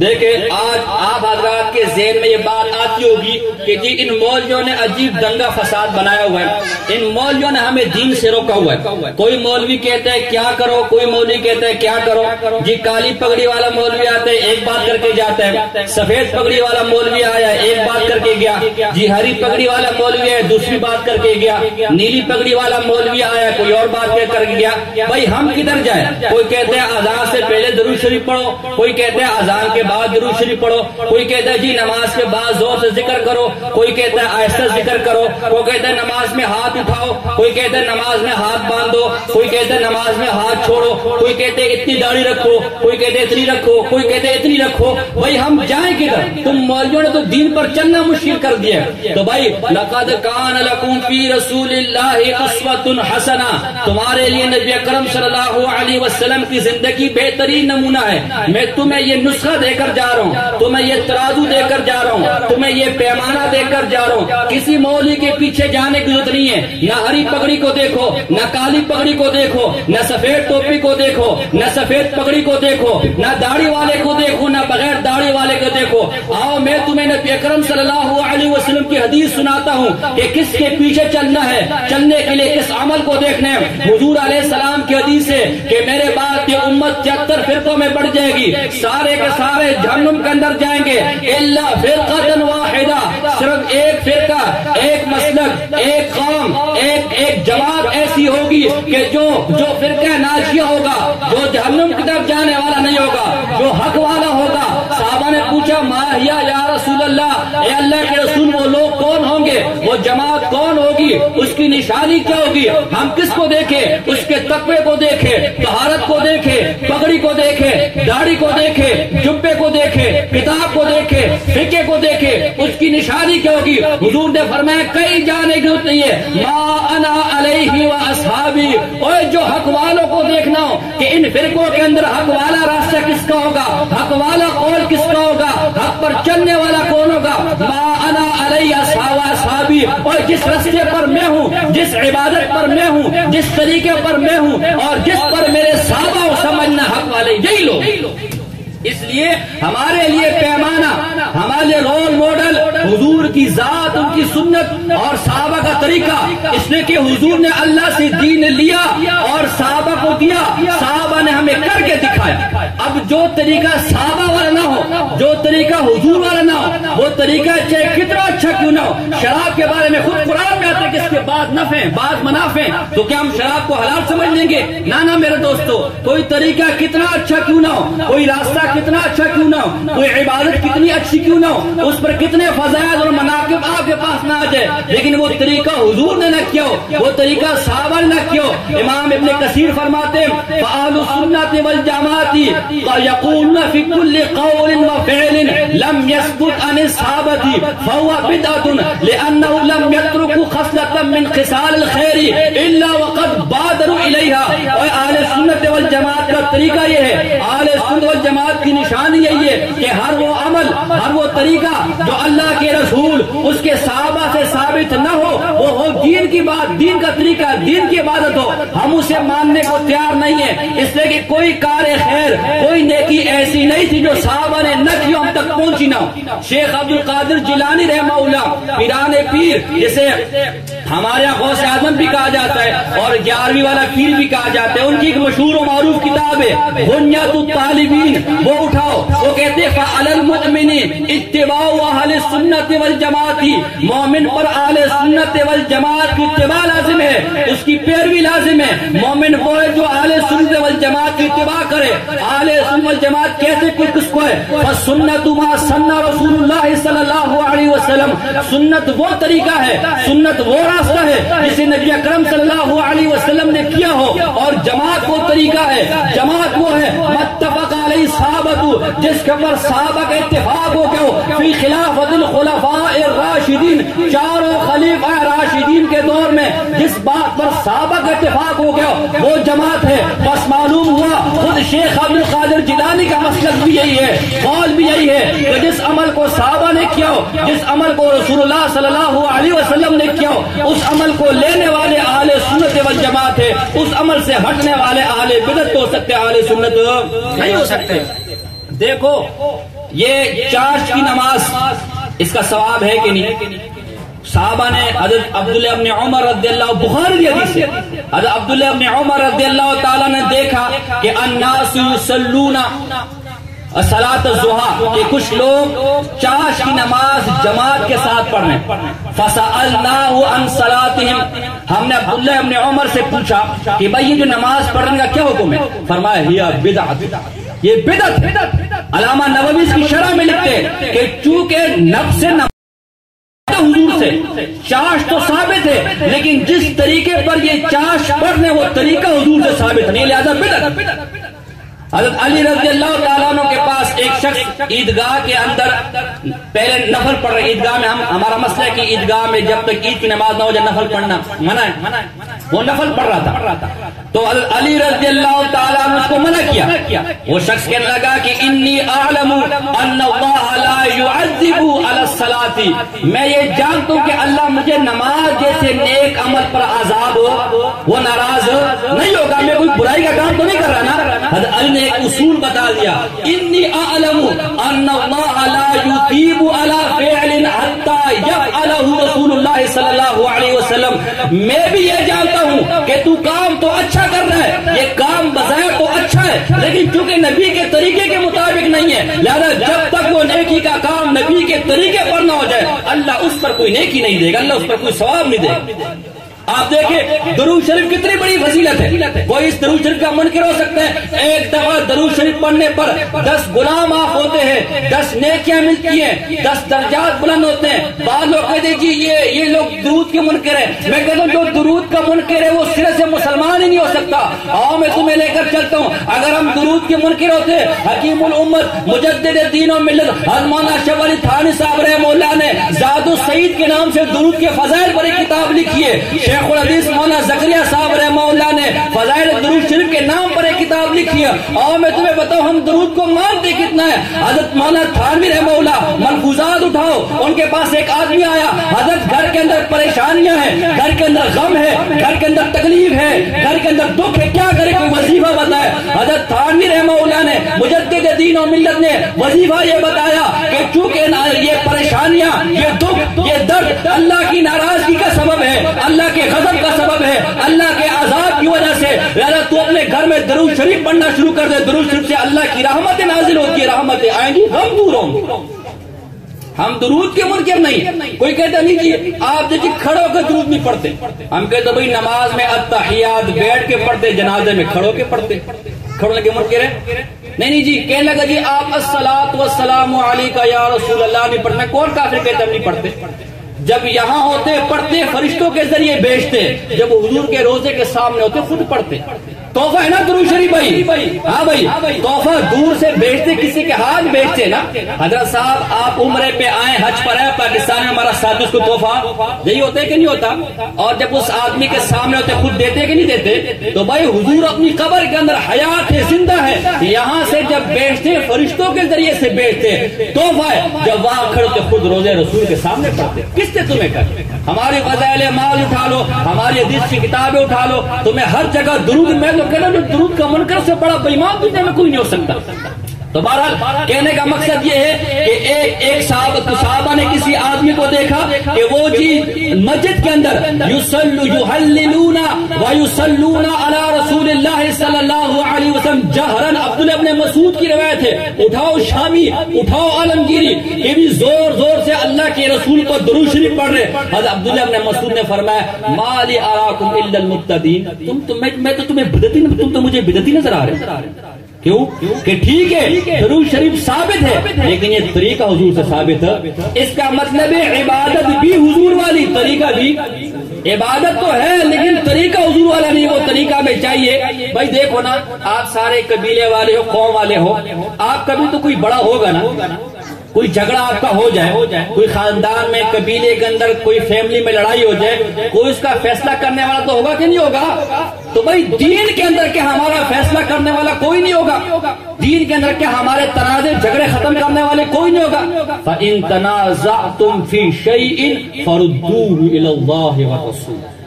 دین کے معاملے میں کوئی جھگڑا ہو جائے, ثالث فیصلہ کرنے والا وہ اللہ اور اس کے رسول کی ذات. لہذا اب مصیبت یہ ہے کہ جس طرح ہماری خوشی کے اندر عجیب عجیب رسمیں نکل آئی, ہماری موت کے اندر اب دیکھو یہ فروری آ گیا جی, یہ ویلنٹائن ڈے آ جائے گا, کبھی بسنت میلے ہوں گے, شادی کے اندر جی کبھی مایو ہوتے, کبھی مہندی ہوتی ہے. اس طرح جب اب مردہ مرتا ہے تو وہ کہتے ہیں مثال ہے کہ جی زندہ ہاتھی لاکھ کا, مرا ہوا 1.25 لاکھ کا. تو اب وہ جب تک زندہ تھا کوئی ٹینشن نہیں, اب جب مرا تو جو مردہ میں 3 لاکھ کا پڑ جاتا ہے. تو ہمارے ایک رشتہ دار فوت ہوئے تو میں نے بڑا سمجھایا کہ جی اس کو یہیں دفنا دے. سنت طریقہ یہی کہ جہاں فوت کیوں یہ وہیں دفنا ہے. اور یہ خواہ مخواہ میں اگر آپ نے اصالِ ثواب کرنا ہے تو اس کا یہ طریقہ نہیں جی. ہمارا تو چونکہ رواج ہے, ہماری برادری, ہم نے تو جی گاؤں لے کر جانا ہے اور یہ جی یہ کرنا ہے, وہ کرنا ہے فلانا. جب میں نے پوچھا واپس آئے گاؤں سے, کہا 2.5 سے 2 لاکھ روپے ہمارا خرچہ ہے. 2.5 سے 2 لاکھ روپے. اب یہ طریقے ہمارے آگے. آپ البیرونی کی کتاب الہند میں آگے انشاءاللہ حوالہ دوں گا, آپ ناراض نہ ہو. میں ایسے لوگوں سے حوالہ دوں گا جن کو آپ بھی ماننے والے ہوں کہ البیرونی کی کتاب الہند اٹھاؤ, اس سے کہا یہ ہمارے جتنے بھی رواج آئے ہوئے نا مرنے پر, حیاتی پر, یہ سارے ہندوؤں سے آئے. انہی رواجوں میں سے ایک رواج دیکھے, اصالِ ثواب کا کوئی منکر نہیں ہے. اصالِ ثواب قرآن سے بھی ثابت ہے, میں شروع میں کہہ چکا ہوں, حدیث پیش کر چکا ہوں, حدیث سے بھی ثابت ہے. لیکن اصالِ ثواب کے لیے کوئی وقت, طور طریقے, دعوتیں, آدمی مر جائے اس کے لیے طریقہ, صحابہ کا طریقہ یہ. مستد امام احمد اٹھاؤ, ابن ماجہ اٹھاؤ, صحابہ فرماتے کننا نعد الاجتماع لأہل میت وسنت الطعام من النیاحۃ. ہم اجتماع, ہم کھانے پینے کے لیے مردے کے پاس جمع ہونے کے لیے, یعنی بندہ مر گئے اس کے پاس کھانے پینے کے لیے آنے کے لیے, ہم اس کو نوحے میں سے سمجھتے تھے کہ نوحہ ہے, اور نوحے کے حرام ہونے پر پوری دنیا کا اجماع ہے, ہر مسلمان گروہ کا اجماع کہ نوحہ حرام ہے. اور صحابہ کیا کہہ رہے کہ ہم یہ مردے کے گھر, وہ بیچارہ پہلے سے مر گیا, پہلے اسے گھر میں تکلیفیں, پہلے پریشانی ہے, پہلے گھر کے کمانے والا چلا گیا, اب تم نے اور اس پہ تماشے شروع کر دیے, ڈرامے شروع کر دیے. یہ سب, یہ جو مولوی تمہیں, میں تم سے پوچھ رہا ہوں اور تم مجھے جواب دو, یہ جس مولوی نے تمہیں یہ طریقے بتائیں کہ جی یہ چلا, یہ 40واں کر لے, یہ تیجا کر لے, یہ کیوں؟ آج جی امام صاحب نے اعلان کیا کہ جی میرے گھر پہ چلے سارے پہنچ جائے, میرے گھر پہ جمعراتی سارے پہنچ جائے. یہ اگر ثواب کا کام ہے تو مولوی کیوں نہیں کرتا؟ صرف کھانے پینے کے چکر ہے. ایک آدمی بیچارے کے پاس اپنے کھانے کے پیسے نہیں ہے, اس نے ایک تماشا بنایا ہوا. اور آج یہ دعوتیں جو ہوتی ہے میتوں کے ہاں، خدا دی قسم ناراض نہیں ہونا، لیکن سر پہ قرآن رکھ کے پوچھو، کوئی بھی اللہ کی رضا کے لیے نہیں کرتا، جو کرتے برادری کے ڈر اور خوف سے کرتا ہے۔ حدیث میں آتا ہے کہ من صلی یرائی فقد اشرک، جس نے کسی کو دکھانے کے لیے نماز بھی پڑھی تو شرک کیا۔ قیامت کے دن 3 آدمی اللہ کے دربار میں حاضر ہوں گے۔ ایک وہ آدمی، اللہ پوچھے گا بھائی بتا کیا عمل لے کر آئے، فرمایا ساری زندگی اللہ تیرے لیے جہاد کرتا رہا، تیری راہ میں لڑتا رہا، یہاں تک کہ لڑ کے میں شہید ہو گیا۔ اللہ فرمایا جھوٹ بولتے ہیں، تو نے دنیا والوں کو دکھانے کے لیے کام کیا، بالوں سے پکڑو جہنم میں ڈال کر آؤ۔ ایک اور آدمی آئے گا، یا اللہ میں مال والا تھا، ساری زندگی میں تیری راہ میں مال خرچ کرتا رہا، ساری زندگی مدرسے بناتا رہا، مسجدیں بناتا رہا، غریبوں کو کھلاتا رہا۔ اللہ فرمائے گا جھوٹ بولتے ہیں، بالوں سے تو نے دنیا والوں کو دکھایا تھا، بالوں سے پکڑو جہنم میں ڈال۔ ایک چیز آدمی کا، یا اللہ میں عالم تھا، قاری تھا، میں تیرے لیے قرآن پڑھتا تھا، لوگوں کو قرآن سکھایا، لوگوں کو دین سکھایا، ہمیں جھوٹ بولتے، تو نے دنیا کے لیے سارا کام کیا، اجر مل گیا، پکڑو بالوں، دنیا والے نے واہ واہ کر دی، پکڑو بالوں جہنم میں ڈال۔ آج میں تم سے پوچھتا ہوں، اب تم مجھے بتاؤ، یہ جو قورمے بریانی اور یہ جو تماشے ڈرامے آتے ہیں، اس کی جگہ ہم پیسے تمہیں دیں، یار حضرت صاحب ہم کھانا تو نہیں پکا سکے، لیکن یہ صدقے کے پیسے مردے صاحب کو ہم نے بھجوانے، 50 روپے لے لو، 100 روپے لے لو، نہیں وہ تو ہم تو صدقہ لینے والے نہیں۔ اس کا مطلب ہے تم بھی یہ سمجھتے ہو کہ یہ کھانا درست ہے، لیکن چونکہ دنیا کا، میں تم سے پوچھتا ہوں تمہارے یہ جو آج کھانے پینے میں خرچے کرتے ہو، خاندان میں کیا کوئی بیوہ نہیں ہے؟ خاندان میں کوئی غریب نہیں ہے؟ یہ کیا اس کو دینے پر ثواب نہیں ہے؟ کیا تمہارے محلے میں پڑوس میں کوئی غریب نے جو 2 وقت کی روٹی کا محتاج ہو، یہ ایصال ثواب اس کو نہیں ہوتا؟ یہ کھانا پینا اس کو نہیں ہوتا؟ یہ صرف تمہیں کھلانے پر اور محلے کو کھلانے پر ایصال ثواب ہوگا؟ کہاں جا رہے ہو، کدھر جا رہے ہو؟ کیا صحابہ فوت نہیں ہوئے؟ کیا حضور کی فوت کی کوئی ایک صحابی سے، کوئی ایک تابعی سے، کوئی ایک محدث سے، کوئی ایک مفسر سے دکھا دے جس سے کسی مرنے والے کا تیجا کیوں 40 وقت کیوں؟ پھر علماء نے لکھے، میں کے حوالے دوں گا کہ یہ دعوت ہے تو خوشی کے موقع پر ہوتی ہے، غمی کے موقع پر دعوت کہاں سے آگئی؟ حضرت جی آج تو بڑے مزے، جی آپ کے والد صاحب فوت ہو گئے، آج تو ہمیں بریانی کھلائیں گے، یہ طریقہ نہیں۔ آج اگر سیاسی جماعتیں، لوگوں ناراض نہیں ہونا، آج اگر سیاسی جماعتیں بھتہ لے، کیا کہتے ہیں؟ وہ ہم سے زبردستی بھتہ لے لیا، ایسا کہتے کہ نہیں کہتے؟ او جی ہم تو تیار نہیں تھے لیکن ہم سے بھتہ لے لیا، ہم سے وہ بھتے لینے والے ہو گئے، اور تم اس بیچارے کے 25 30 40 ہزار روپے اپنے پیٹوں کے لیے کھاؤ، یہ بھتہ خوری نہیں ہے؟ کوئی راضی ہے، کوئی راضی نہیں، تمہارے پیٹ بھر جائے، یہ بھتہ خوری نہیں ہے بیچارہ باہر سیاسی۔ میں کہتا ہوں سیاسی جماعتیں تم سے اچھی ہے، کم سے کم دین کے نام پر تو بھتہ نہیں لیتی، دنیا کے نام پر بھتہ لیتی ہے، جماعت کے نام پر تم نے تو دین کو بھتے کی آڑ میں لے آؤ، وہ کم سے کم تم سے اچھے۔ اگر باہر کے لوگ کسی کی زبردستی جیبیں ٹٹولے، جیبوں سے پیسے نکالے، وہ بھتہ خور ہو گئے، تم کبھی تیجے کے نام پر، کبھی جمعراتوں کے نام پر، کبھی 40ویں کے نام پر بیچاروں کی جیبوں سے نکالو، تم بھتہ خور نہ ہو؟ کیا ہوا جی بس بریانی کھلائے بھائی مردہ بخشا گیا؟ یہ دین اتنا آسان ہوگا کہ بریانی کے پلیٹ سے کل مک گئی؟ سمجھو یہ صرف اس مولوی کے کھانے کے چکر ہے۔ ایک گاؤں میں ایک مولوی صاحب تھے، تو کسی نے تیجا 40، کوئی مولوی صاحب باہر کے ہوئے تھے، تو کسی نے وہ تیجا 40 کسی اور مولوی کو بلا کر فاتح پڑھوا لی۔ اب جب اس وہ محلے کے مولوی کو پتا چلا کہ آج جو فاتح کسی اور نے پڑھ لیے، اب وہ آیا مسجد کے اندر، کبھی اس دیوار سے سر مار رہے، کبھی اس دیوار سے سر مار رہے، کبھی اس دیوار سے سر۔ لوگوں نے پوچھا تو کیا کر رہے؟ کہا بھائی ہوتا یہ تھا کہ تم ایصال ثواب کرتے تھے، بریانیاں قورمے لے کر آتے تھے، میں تم سے اکٹھے کر کے وہ جو تمہارے مرنے والے تھے ان کی روحیں آتی تھی، میں ان کو کھلاتا تھا۔ تو آج میں نے سنا کوئی مردہ محلے میں مرا ہے، اس کی بریانی پہنچی نہیں ہے، آج اس کی روحیں پکڑ کر کے مجھ سے ایصال ثواب مانگے، کبھی وہاں مار رہے، کبھی وہاں، میرے پاس تو کچھ ہے ہی نہیں۔ اسے کہا مولوی صاحب کل سے ہم تمہیں دیں گے، آج بس آج تو سمجھ کل سے تجھے ہی دیں گے۔ میں تمہیں کہتا ہوں کہ اس مولوی کے پاس جاؤ سے گھر میں، یہ جو آج مولوی تمہارے پاس فاتحہ پڑھنے آتا ہے، یہ جو آج تمہیں تیجے 40 کے فضائل سنانے آتے ہیں، کبھی جاؤ اس کے گھر میں بھی چلہ کھا کے آؤ، کبھی جاؤ اس کے گھر میں بھی تو تیجا کھا کر آؤ۔ اس کے گھر میں کیا تیجے کا ثواب نہیں ہے؟ اس کے گھر میں کیا چلے کا ثواب نہیں ہے؟ صرف تمہاری ایک طالب علم کسی مولوی صاحب کے پاس چلے، ان کی حالت کیا ہے؟ حضرت جی میں نے پڑھنا ہے، کہ جی پڑھ کے کیا کرو گے؟ کچھ کما لوں کچھ کھا لوں۔ اچھا کمانا ہے کھانا ہے، طریقہ بتاؤں؟ ہاں جی ضرور بتائیں، بغیر پڑھائی کا طریقہ بتاؤں؟ جی ضرور بتائیں۔ ایسا کر فاتحہ سیکھ لے۔ اچھا تو فاتحہ سیکھ لے، پھر کیا ہوگا کہ فاتحہ سیکھ لے، کوئی مر جائے گا جمعراتی فاتحہ پڑھنے چلے جانا، روٹی بھی مل جائے گی، ٹکڑے بھی مل جائیں گے، پیسے بھی مل جائیں گے، بریانی بھی مل جائے گی، کپڑے بھی مل جائیں گے۔ اچھا پھر اگلی تیجا ہو جائے گا، اچھا اچھا پھر تیجے کے بعد جمعرات ہو جائے گا. اچھا حضرت جمعرات پھر چلا 40واں آ جائے گا. حضرت 40 کے بعد تو عرس آئے گا. سال تک میں کیا کروں گا؟ کہا اس وقت تک کوئی اور مر جائے گا. پھر اس کا شروع کر دینا. اب ان کو قرآن حدیث کی بات بتاؤ، کہتے ہیں جی یہ مردے کے دشمن ہے. ہم تو جی مردے کو سال ثواب پہنچا رہے ہیں، مردے کے دشمن سال ثواب نہیں پہنچنے دے رہے. میں کروں مردے کا دشمن میں نہیں، مردے کا دشمن وہ ہے جو تجھے 3 اور 40 پتا کر کے ہے. میں تو یہ کہتا ہوں آدمی جیسے مر جائے سورہ یاسین شروع کر دے، قرآن کی تلاوت شروع کر دے، ذکر شروع کر دے، اللہ کی راہ میں خرچ کرنا شروع کر دے، اس کو سال ثواب پہنچ رہا ہے. یہ فاتحہ والا مولوی تجھے کہتا ہے نا کچھ نہیں کرنا، 3 دن تک اس کی پٹائی ہونے دے، تیجے میں کرنا، 40 دن تک پٹائی ہونے دے، 40 میں کرنا. اب بتا مردے کا دشمن میں ہوں یا تو ہے؟ اب بھائی بات سمجھے کہ نہیں سمجھے؟ اس لیے میں چونکہ وقت کم ہے، میں آخر میں آپ سے صحابہ نے قربانیاں دی ہے، مارے کھائیے، وہ بریانی کی پلیٹوں سے جنت میں نہیں گئے. یہ میرے پاس کتاب ہے، یہ آخری میں بس حوالے دے کے میری اگر نہیں مانتے چلو ہو سکتے ہیں مولوی کہہ دیجیے وہابی مولوی، حالانکہ میں وہابیوں پر لعنت بھیجتا ہوں. آپ کو کہیں گے جی وہابی مولوی کو بلایا ہوتا ہے، میں کیا میں وہابیوں پر لعنت بھیجتا ہوں؟ اللہ میں سنی ہوں، میرا اکابر سنی تھے.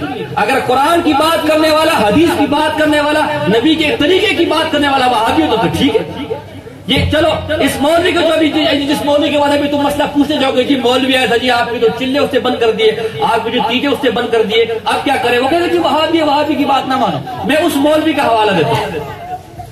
یہ میرے پاس کتاب ہے دعوت میت، اس کو چھاپنے والے ضیاء الدین پبلک، حوالہ کتاب تمہاری نہ ہو، یہ جو فاتحہ والا مولوی تم نے بلایا تھا، کتاب تمہاری نہ ہو میں مجرم، حوالہ تمہارا نہ ہو میں مجرم، اور کسی کے اندر جرت ہے تو اس کتاب کا انکار کر کے دکھائے. ابھی میں اور کتاب بھی پیش کرنے والا ہوں. یہ ضیاء الدین پبلیکیشن نے اس کتاب کو چھاپا ہے. ضیاء الدین پبلیکیشن وہ ہے جو یہ دعوت اسلامی کے جو مولانا الیاس قادری صاحب ہے ان کے پیر و مرشد کے نام پر یہ بنا ہے. یہ پوری کتاب اس مسئلے پر ہے. کس نے پوچھا جی یہ دعوت وغیرہ کرنا، تیجا 40واں کرنا یہ جائز یا نہیں؟ جواب دیتے سبحان اللہ، اے مسلمان یہ پوچھتا ہے جائز ہے یا کیا؟ یوں پوچھ کہ ناپاک رسم کتنے کبیر اور شدید گناہوں، سخت و شنیع خرابیوں پر مشتمل ہے. بھائی چلو میری بات نہیں مانتے، کم سے کم اعلیٰ حضرت کی بات تو مان لو نا. یہ پورا رسالہ کوئی بھی چیک کر سکتے، پورا رسالہ اس پر ہے کہ یہ تیجے کرنا 40 کرنا ناجائز ہے، حرام ہے. انہوں نے لوگ ایک گھر لوٹ لیے. آگے میں حوالہ دوں گا کہ باقاعدہ ہندوؤں سے ادھار لے کر تمہارے یہ تیجے اور 40 کروائے جاتے ہیں. آپ اس مولوی یہ جو تیجے والا یہ جو تیرا خیر خواہ بنتا ہے نا، یہ تیجا کرو مزدہ بخش دیا جائے گا، چلا کرو، اس کو بلاؤ ٹھیک ہے آ جائے. حضرت قرآن پڑھے ملے گا کچھ نہیں. تیجا 40 کروانا نا، آپ آئیں قرآن کی تلاوت کرو جائیں نکلیں. میں دیکھتا ہوں ذرا یہ آئے نا تیرے گھر، سارا اس کا چکر ہے. اس اور کوئی اس چکر کے لیے اپنی کسی نے جمعراتی کی روٹی نکالی ہے، کسی نے تیجے کی روٹی نکالی، کسی نے چلے کی روٹی نکالی. ورنہ اگر یہ واقعی سال ثواب بلا اس مولوی کو بول حضرت آج ہمارا چلہ ہے 40واں ہے اور آئندہ بھی ہوتا رہے گا، برادری میں 2-3 40 میں، لیکن ملے گا کچھ نہیں. آئیں فاتحہ پڑھے دعا کرے اور نکلتے بنے. میں دیکھتا ہوں کتنا بڑا مخلص. اور ہم اگر بولے خدا کے بندو اللہ کی بات مان لو، وہ جو تمہاری جیبوں کو ٹٹولنے والا ہو وہ اس کو تم سر پر بٹھا دے، نہیں جی مولوی ہے تو یہ. اور جو تم سے نہ روپے مانگتے، ابھی میں دیکھو میں بغیر روٹی کے جاؤں گا، تم سے روٹی بھی وہ پیٹرول بھی اپنا لگا کر ہے، صرف پانی پی کر گیا. جو تمہارے سامنے آ کر اپنا خرچہ لگا کر اپنا کرایہ لگا کر تمہارے پاس آئے، قرآن کی دعوت دے، حدیث کی دعوت دے، رسول اللہ کے طریقے کی دعوت دے، تم کہتے جی وہاں بھی چھڑو جی. اور جو مولوی کہ تمہاری جیبیں خالی کر کے نہیں جی یہ مولوی تو بڑا سونا مولوی. ایک مولوی صاحب کنویں میں گر گیا تو یہ اس طرح چلے 40 والا مولوی تھا، جس نے دیا کبھی نے لیا. تو چونکہ عادت دینے کی تھی نا، کبھی جمعرات کے نام پر، کبھی تیجے کے نام پر، کبھی 40 کے نام پر، کبھی سال کا، وہ کنویں میں گر گیا. ایک آدمی آیا نکالنے گیا جی ہاتھ دو. اب دو تو کبھی سنا نہیں نا، یہ دو کیا ہوتا ہے؟ وہ تو لو والا تھا نا، لو. اب دو کبھی سنا نہیں. تو اب وہ 7 والا ایک اور والا گزرا، وہ سمجھ گیا. اس نے کہا یہ تو سڑا بیرا ہے، یہ تو میرا بھائی ہے. اس نے کہا اس کو دو نہیں بولو، اس کو بولو ہاتھ لو، فوراً لے لیا. تو یہ لو والے مولوی کبھی ان کے بعد بھی تو جا کے کچھ لو. بھائی تیجا ہے، چلا ہے، فلاڑا ہے، کبھی تم تو دے کر دے، تیرے مردے نہیں مرتے کیا؟ خدا دی قسم ہے یہ مولوی اگر چلا کرے گا بھی تو مختلفوں کی تب بھی تمہارے پیسوں پہ کرے گا. جی مسجد کے اندر چندے کی ضرورت ہے تو جی آپ کچھ بھائی جتنا ہو سکے چندہ کریں. یہ چندہ بھی کرے گا تو تیری جیبوں سے کرے گا. یہ دوسری کتاب ہے میرے پاس، اس کا نام ہے اسلامی زندگی، یہ چھاپنے والے مکتبۃ المدینہ ہے۔ میں حوالے کا ذمہ دار ہوں، کہیں بھی چلا جاؤں اگرچہ آپ سے دور ہوں لیکن آپ دوبارہ مجھے بلا سکتے ہو، یہ کتابیں خود بھی لے سکتے ہیں، یہ کتاب تو آپ خود بھی لے سکتے ہیں۔ مکتبۃ المدینہ نے چھاپی ہے، یہ جو ہمارے دعوت اسلامی والے بھائی ہیں، ہری پگڑی جو پہنتے ہیں، یہ ان کی چھپی ہوئی ہے، اور یہ اس کے اوپر مصنف کا نام جی حکیم الامت مفسر شہیر مفتی احمد یار خان صاحب، بڑا عالم ان کا۔ اچھا، اس کے اوپر مولانا الیاس قادری صاحب کی تقریر بھی ہے، یعنی لکھا بھی نہیں، کتاب بڑی اچھی کتاب ہے۔ اس کے سید جو فاتحہ پڑھنے آئے تھے، ذرا سے پوچھتے کہ اس کتاب کو مانتے کہ نہیں مانتا، آیا تھا مولوی فاتحہ پڑھنے آیا تھا، ذرا اس سے پوچھنا۔ یہ اس کا صفحہ نمبر 121 ہے، اور آئندہ جب بولو تو بولنا کھانا وانا کچھ نہیں ہے، پانی بھی اپنی جیب سے لے کر آ، پھر میں دیکھتا ہوں مولوی آتے کہ کل بول جا کے اس کو، پھر میں دیکھتا ہوں مولوی آتے کہ نہیں آتا۔ اور آپ ذرا ناراض نہ ہونا، ان کو بھی ذرا دیکھ کر دکھاؤ، حضرت صاحب آج روٹی نہیں ملے گی، صرف قرآن پڑھ کے جاؤ، میں دیکھتا ہوں آئندہ آتے کہ نہیں آتے، چلے 40 سے پڑھیے، ناراض نہ ہونا آپ لوگ بھائی۔ تو یہ صفحہ نمبر 121 ہے، یہ اس میں موت کے بعد مروجہ رسمیں، اس میں لکھا ہے کہ برادری کی دعوت میت کے مال سے ہوتی۔ اچھا، نیچے لکھا ہے اس کے درمیان 10واں 20واں اور 40واں بڑی دھوم دھام سے ہوتا رہتا ہے، اس میں برادری کی عام دعوتیں ہوتی ہے، فاتحہ کی قسم کی مٹھائی فروٹ وغیرہ فلانے جی۔ 99% یہ رسمیں اپنے نام اور شہرت کے لیے ہوتی ہے، اگر یہ کام نہ ہوں گے تو ناک کٹ جائے گی۔ اور آگے لکھا صفحہ نمبر ان رسموں کی خرابیاں، یہ صفحہ نمبر 122 پہ دیکھ لو، میت والوں کے گھر تیجا اور 40ویں کی روٹی کرانا اور اس سے برادری کی روٹی لینا حرام ہے۔ او بھائی، یہ وہابی کا حوالہ نہیں ہے، یہ آپ کا حوالہ ہے۔ برادری سے تیجے اور 40ویں کی روٹی لینا کیا ہے؟ کیا ہے؟ بولو، ڈرتے کیوں ہو؟ تمہارا مولوی ہے بھائی، کیا ہے؟ حرام ہے۔ کیا ہے؟ کیا ہے؟ حرام۔ یہ میں نہیں کہہ رہا، مجھ پہ فتویٰ جوتے لگانے، یہ تمہاری روٹی یہ حرام کروا رہا ہے، میں نہیں، تمہاری دیگے یہ حرام کروا رہا ہے میں، وہابی ہو تو یہ میں تو صرف نقل کرنے والا ہوں، میں تو صرف او ظالموں۔ ابھی میں آ رہا تھا، یہ پاور ہاؤس چورنگی کے پاس ایک عورت بیٹھی ہوئی تھی، چھوٹے چھوٹے بچوں کو ساتھ لے کر، اور مسواک رکھے ہوئے تھے، پھول رکھے۔ میں نے پوچھا کون ہے؟ کہا اس کا یہاں شور معذور ہو گیا جی۔ کیا کہتے ہیں؟ یہ بیچاری خود کما رہی ہے۔ تمہیں رحم نہیں آتا ان لوگوں پر کہ یہ روٹیاں جو ان ہڈے گٹے مسٹنڈوں کو کھلا رہے ہو، یہ اس بیوہ کو کھلا دو، یہ اس عورت کو کھلا دو، کم سے کم کوئی ثواب تو ہو۔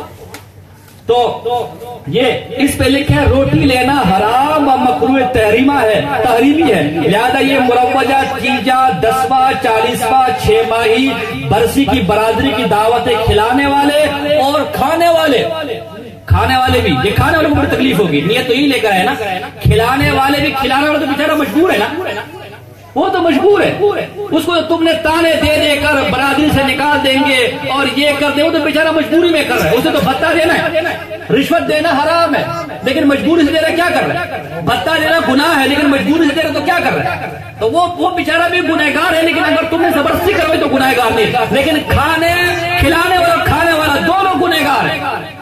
تو جس کا ثواب تمہیں نہیں مل رہا یارو، وہ مردے کو ملے گا۔ بھئی ہم تو یہاں آئے تھے کہ مردے کو ثواب دے کر جائے، یہ تو الٹا اپنا گناہ لے کر جا رہے ہیں، مردے کو خاک ثواب ملے گا۔ دونوں گنہگار ہیں، اور یہ کھانا صرف غریبوں اور فقیروں کا حق ہے۔ تو تم میں سے یہ سارے فقیر ہیں بھیا، مانگتے روڈوں پر، بجلوں کے باہر مانگتے، سارے غریب ہیں۔ ان کے فیشن ابھی دیکھنا ذرا، یہ جب گھر سے، میں ایک اور بات کہتا ہوں، اگر یہ تیجا 40واں عبادت ہوتی نا تو کبھی بھی شیطان تمہیں کرنے نہیں دیتا۔ اب دیکھو، میں کسی کا نام تھا، فجر کی نماز کس نے پڑھی ہوئی جماعت کے ساتھ، اکثر ہم کو حال تھا، کیا حال ہے؟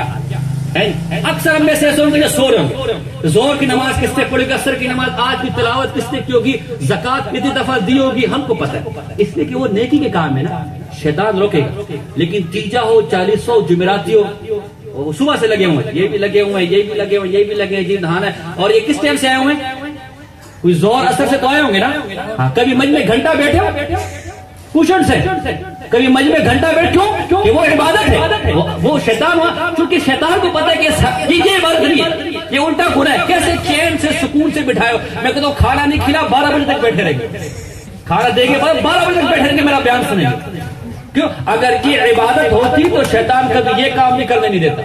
امیر معاویہ رضی اللہ تعالیٰ عنہ ایک دفعہ ناراض نہ میرے بھائی ہنسی مذاق کرو، کوئی اگر ناراض ہوگی تو مجھ سے بعد میں آپ نے پوچھنا، میں تو آپ کو کوئی ایسی بات نہیں کرا قرآن کے خلاف بات کی، حدیث کے خلاف بات کی. میں بات شاید ہو سکتا ہے آپ ناراض اس میں کہ میں دیگے میں لے کر چلا جاؤں گا، تب یہ الٹی سیدھی بات ہے کہ دیگے آپ مجھے دیکھ لو گے، جس طرح آئے ہو چلو اس طرح چلتے ہوئے دیکھ لو. تو یہ بھائی نے مجھے کہا کہ آپ کھائیں گے کیا؟ میں نے کہا میں حرام اگر میں ٹکڑے بھی کھایا. بھائی سے پوچھو، میرا طے نہیں ہوا کہ میں کھانے کے لیے کچھ نہیں آؤں گا، پوچھو ان سے. تو اچھا امیر معاویہ رضی اللہ تعالیٰ عنہ وہ ایک دفعہ تہجد میں نہیں اٹھے. تو اب جب اگلی رات ہوئی تو ایک آدمی نے اٹھایا تہجد کے لیے، آنکھ کھلی، ایک سفید داڑھی والا آدمی تھا، پکڑا. ظاہر بادشاہ تھے نا، امیر تھے، خلیفہ تھے. او بھائی تو ادھر کیا کر رہا ہے؟ تجھے میری فوج نے، میری سیکیورٹی نے اندر آنے کیسے دیا؟ کہا بس چھوڑو جا کر، نہیں تو سیکیورٹی کے ہوتے ہوئے اندر آ کیسے گیا؟ کہا جی نہیں بس چھوڑ کر نہیں جانے نہیں دوں گا. کہا جی اصل میں شیطان. تو شیطان اور مجھے تہجد کے لیے اٹھا رہے، تیرا کیا کام ہے تہجد کے ساتھ؟ کا بات یہ ہے کل میں نے آپ کو سلا دیا تھا، کل میری وجہ سے آپ تہجد کے لیے اٹھے نہیں، آپ پورا دن اتنا روئے کہ اللہ نے اس دن سب کی مغفرت فرما دی. میں کہہ رہا ہوں آج بھی سو گئے، آج سب کی مغفرت ہو جائے گی. وہ امیر معاویہ فرمایا کہ تیرے بھلائی میں بھی شر ہے، تیری نیکی میں بھی 2 نمبری ہے. اگر یہ کام اللہ کی رضا کے لیے ہوتا نا، یہ کام عبادت ہوتا، کبھی تمہیں شیطان یہاں بیٹھنے نہیں دیتا. جیسے مسجد میں کبھی وہاں گھوم رہے کبھی یہاں گھوم رہے، ادھر بھی یہ حال ہوتا ہے. بہرحال اچھا غریبوں، یہ کیونکہ یہ صدقہ و خیرات ہے. اور آگے لکھا ہے انتیجا صفحہ نمبر 37، انتیجا 40واں اور برسی کی رسموں نے کتنے مسلمانوں کے گھر تباہ کر دیے. میرے سامنے بہت سی ایسی مثالیں ہیں کہ مسلمانوں کی دکانیں، جائیدادیں اور مکانات 40واں اور تیجا کھا گیا.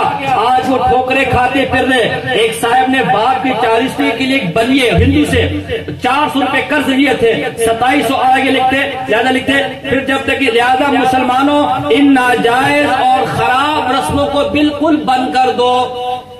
ان ناجائز اور خراب رسموں کو بالکل بالکل بالکل. او بھائی، اور جس رسول اللہ کے نام پر تم تیجا کھاؤ گے نا بھی 40واں، وہ اپنے پیٹ پر پتھر رکھے ہوتے تھے بھوک کی وجہ سے. اما عائشہ فرماتی کبھی 3 دن مسلسل ہمارے گھر میں چولہا نہیں جلا. تو کیا کر دو، کیا کر دو؟ بولو نا، کیوں ڈرتے ہو یار؟ گھر میں کھا لو، یہاں والی چلے گی، گھر میں کھا لینا. کیوں ڈرتے ہو؟ بھوکا تو کیوں رکھے گا نا. تو ان رسموں کو کیا کرنا ہے؟ کیا کرنا ہے؟ یہ میں کہہ رہا ہوں، میں نے فتویٰ دیا ہے. یہ کتاب کس کی؟ سب بولو یار، کیوں ڈرتے ہو؟ سب بولو کس کی کتاب ہے؟ یہ دعوت اسلامی نے چھاپی. کن کی ہے؟ مفتی احمد یار خان نعیمی صاحب کی ہے. لکھنے والے کون ہے؟ چلو ہماری بات نہیں مانتے ہم تو، چلو آپ کی نظر میں وہابی ہو گئے، ہم تو ہو گئے مردے کے دشمن، ہم تو ہو گئے تیجے کے دشمن، تو ہو گئے روٹی کے دشمن ہیں. ایک جو ہے نا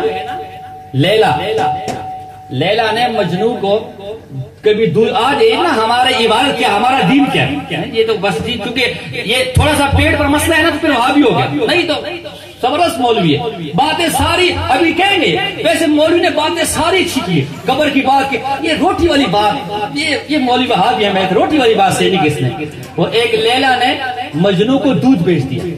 مجھے کے اندر مجنو تھا تو جی، اور ساتھ میں غلام کو کہا کہ جی مجنو کو اور کچھ کہنے کا جا کے مجنو کو دے دے. اچھا دروازہ کھٹکھٹایا مسجد کا تو کوئی جمعراتی مولوی نکلا ہے. اسے کہا جی فرمائیے. کہا جی لیلا نے مجنو کے لیے دودھ بھیجا. کہا دودھ؟ اوہو، مجنو تو 80 ہے، میں مجنو ہوں، دے دودھ کا حقدار کون ہے؟ وہ دودھ پی گیا. اگلے دن پھر لیلا نے پوچھا کچھ کہا نہیں؟ کہا نہیں کچھ نہیں کہا. اگلے دن لیلا نے پھر دودھ بھیجا. پھر دروازہ کھٹکھٹایا. جی کا کہتے مجنو میں ہوں، دودھ ہے دو میں. پھر لیلا پوچھے کچھ کہا تو نہیں؟ کہا نہیں کچھ نہیں کہا. تیسرے دن لیلا نے کہا اچھا اس کو بولنا اس دفعہ جب دودھ لے کر جاؤ نا تو بولنا لیلا کہہ رہی ہے کہ اپنے ہاتھ کا کوئی حصہ، کوئی انگلی کاٹ کر مجھے بیچ، وہ بھی ساتھ میں بیچ. اب جب دروازہ کھٹکھٹایا وہی مولوی کہا مجنو مجنو میں ہوں، مجنو میں، دودھ میرا ہے میرا. کہا دودھ تو آپ کی کہے، لیکن لیلا صاحب فرما رہی کہ دفعہ دودھ پی کر ساتھ میں ہاتھ کی انگلی بھی دے دی ہے. کہا انگلی؟ وہ انگلی کٹانے والا مجنو وہ بیٹھا وہ اس کے پاس جو ہم تو دودھ والے مولوی ہیں، ہم تو ہاں تو دین کے لیے قربانی لینی ہو ہے موت لینی ہو جی وہاں بھی ہے بارودی ہے ان کے پاس جاؤ. اور جب دین کے نام پر روٹیاں پکانی ہو جی ہم تو میلادی ہے ہم تو جی فلانے ہم تو فلانے. تو مسئلہ سارا یہی ہے. تو میرے بھائیو دوستو بزرگوں نماز کا بھی ٹائم ہوگا. بات آگے میری اور بہت کہنی تھی.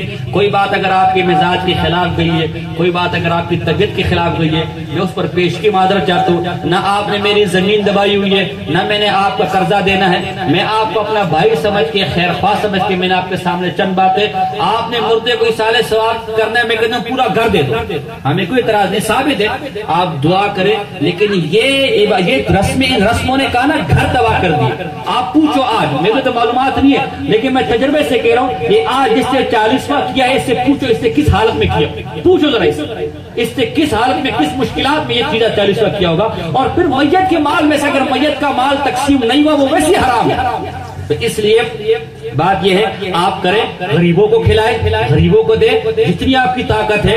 قرآن پڑھے تلاوت پڑھے روزہ کرے. حضور نے خود کسی کو جو ہے وہ کنواں کھودنے کو حکم دیا کہ ماں باپ کے لیے آواز دینے کے لیے. کسی کو حج کا حکم دیا کسی کو نفل کا. اس کا کوئی اصالہ ثواب کا کوئی منکر نہیں. میں نے پہلے کہا درود کا کوئی منکر لیکن صحابہ نے دیکھ رہا کہ حضور والے طریقے پر نہیں. اصالہ ثواب حضور کے نام پر کرتے طریقہ بھی حضور ہی کا ہونا چاہیے. حضور کے طریقے سے کرم و کام ہو نہیں کریں گے. اس لیے ان رسموں سے خدا نہ اپنے آپ کو بھی بچائے اپنی برادری کو بھی بچائے. اور کم سے کم میرے نہیں مانتے تو اس مولوی کے اوپر تو سب ایمان لے کر اگر میں نے حوالے میں گڑبڑ کی تو آپ میری گردن پکڑ سکتے ہیں. حوالے کا میں ذمہ دار ہوں. کم سے کم اس مولوی کی اور یہ اعلیٰ حضرت کی بات تو سبھی کم سے کم ماننی چاہیے کہ آج کے بعد انشاءاللہ اس بد رسم کو ختم کریں گے. اور میں جو یہاں آیا ہوں جس طرح حضور علیہ السلام میں اس رسم کو ناجائز سمجھتا ہوں میں نہیں. اللہ کا رسول قرآن حدیث کو کہا سمجھتے ہیں آپ کا مولوی سمجھتا ہے. اس طرح حضور بازاروں میں جا کے دین حق کی دعوت دیتے تھے. بازار میں جانا حضور نے ناپسند فرمایا لیکن حق کی دعوت دینے کے لیے جا سکتے ہیں.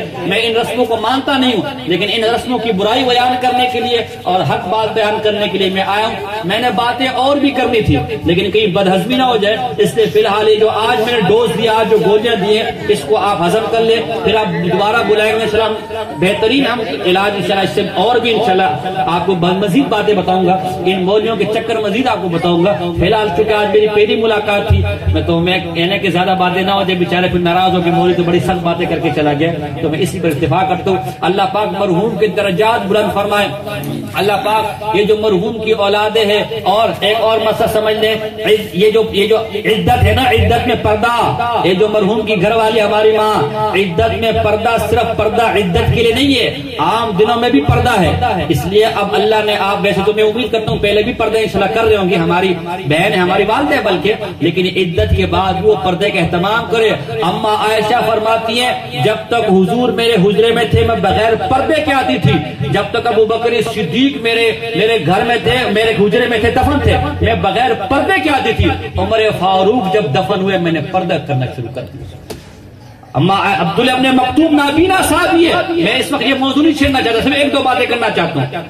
نابینا صحابی ہیں اور کیا کہتے ہیں اما عائشہ کھڑی ایک اور زوجہ محترمہ کھڑی ہیں. حضور نے اما عائشہ کو فرمایا کہ آنکھیں بند کر لو پردہ کر لو. اما جی نے فرمایا حضور تو نابینا ہے. کہا یہ نابینا ہے تم تو نابینا نہیں ہو. اور آج تو خیر سنا ہے آج کل تو وہ مدنی چینل تے فلانا چینل جی دیکھو جی. بہرحال میں اس موضوع کی طرف نہیں جاتا اس لیے کہنا کا مقصد پردہ ہے. تو صرف عدت میں اس کو نہ بنائے بلکہ عدت کے بعد بھی پردے کا اہتمام کرے.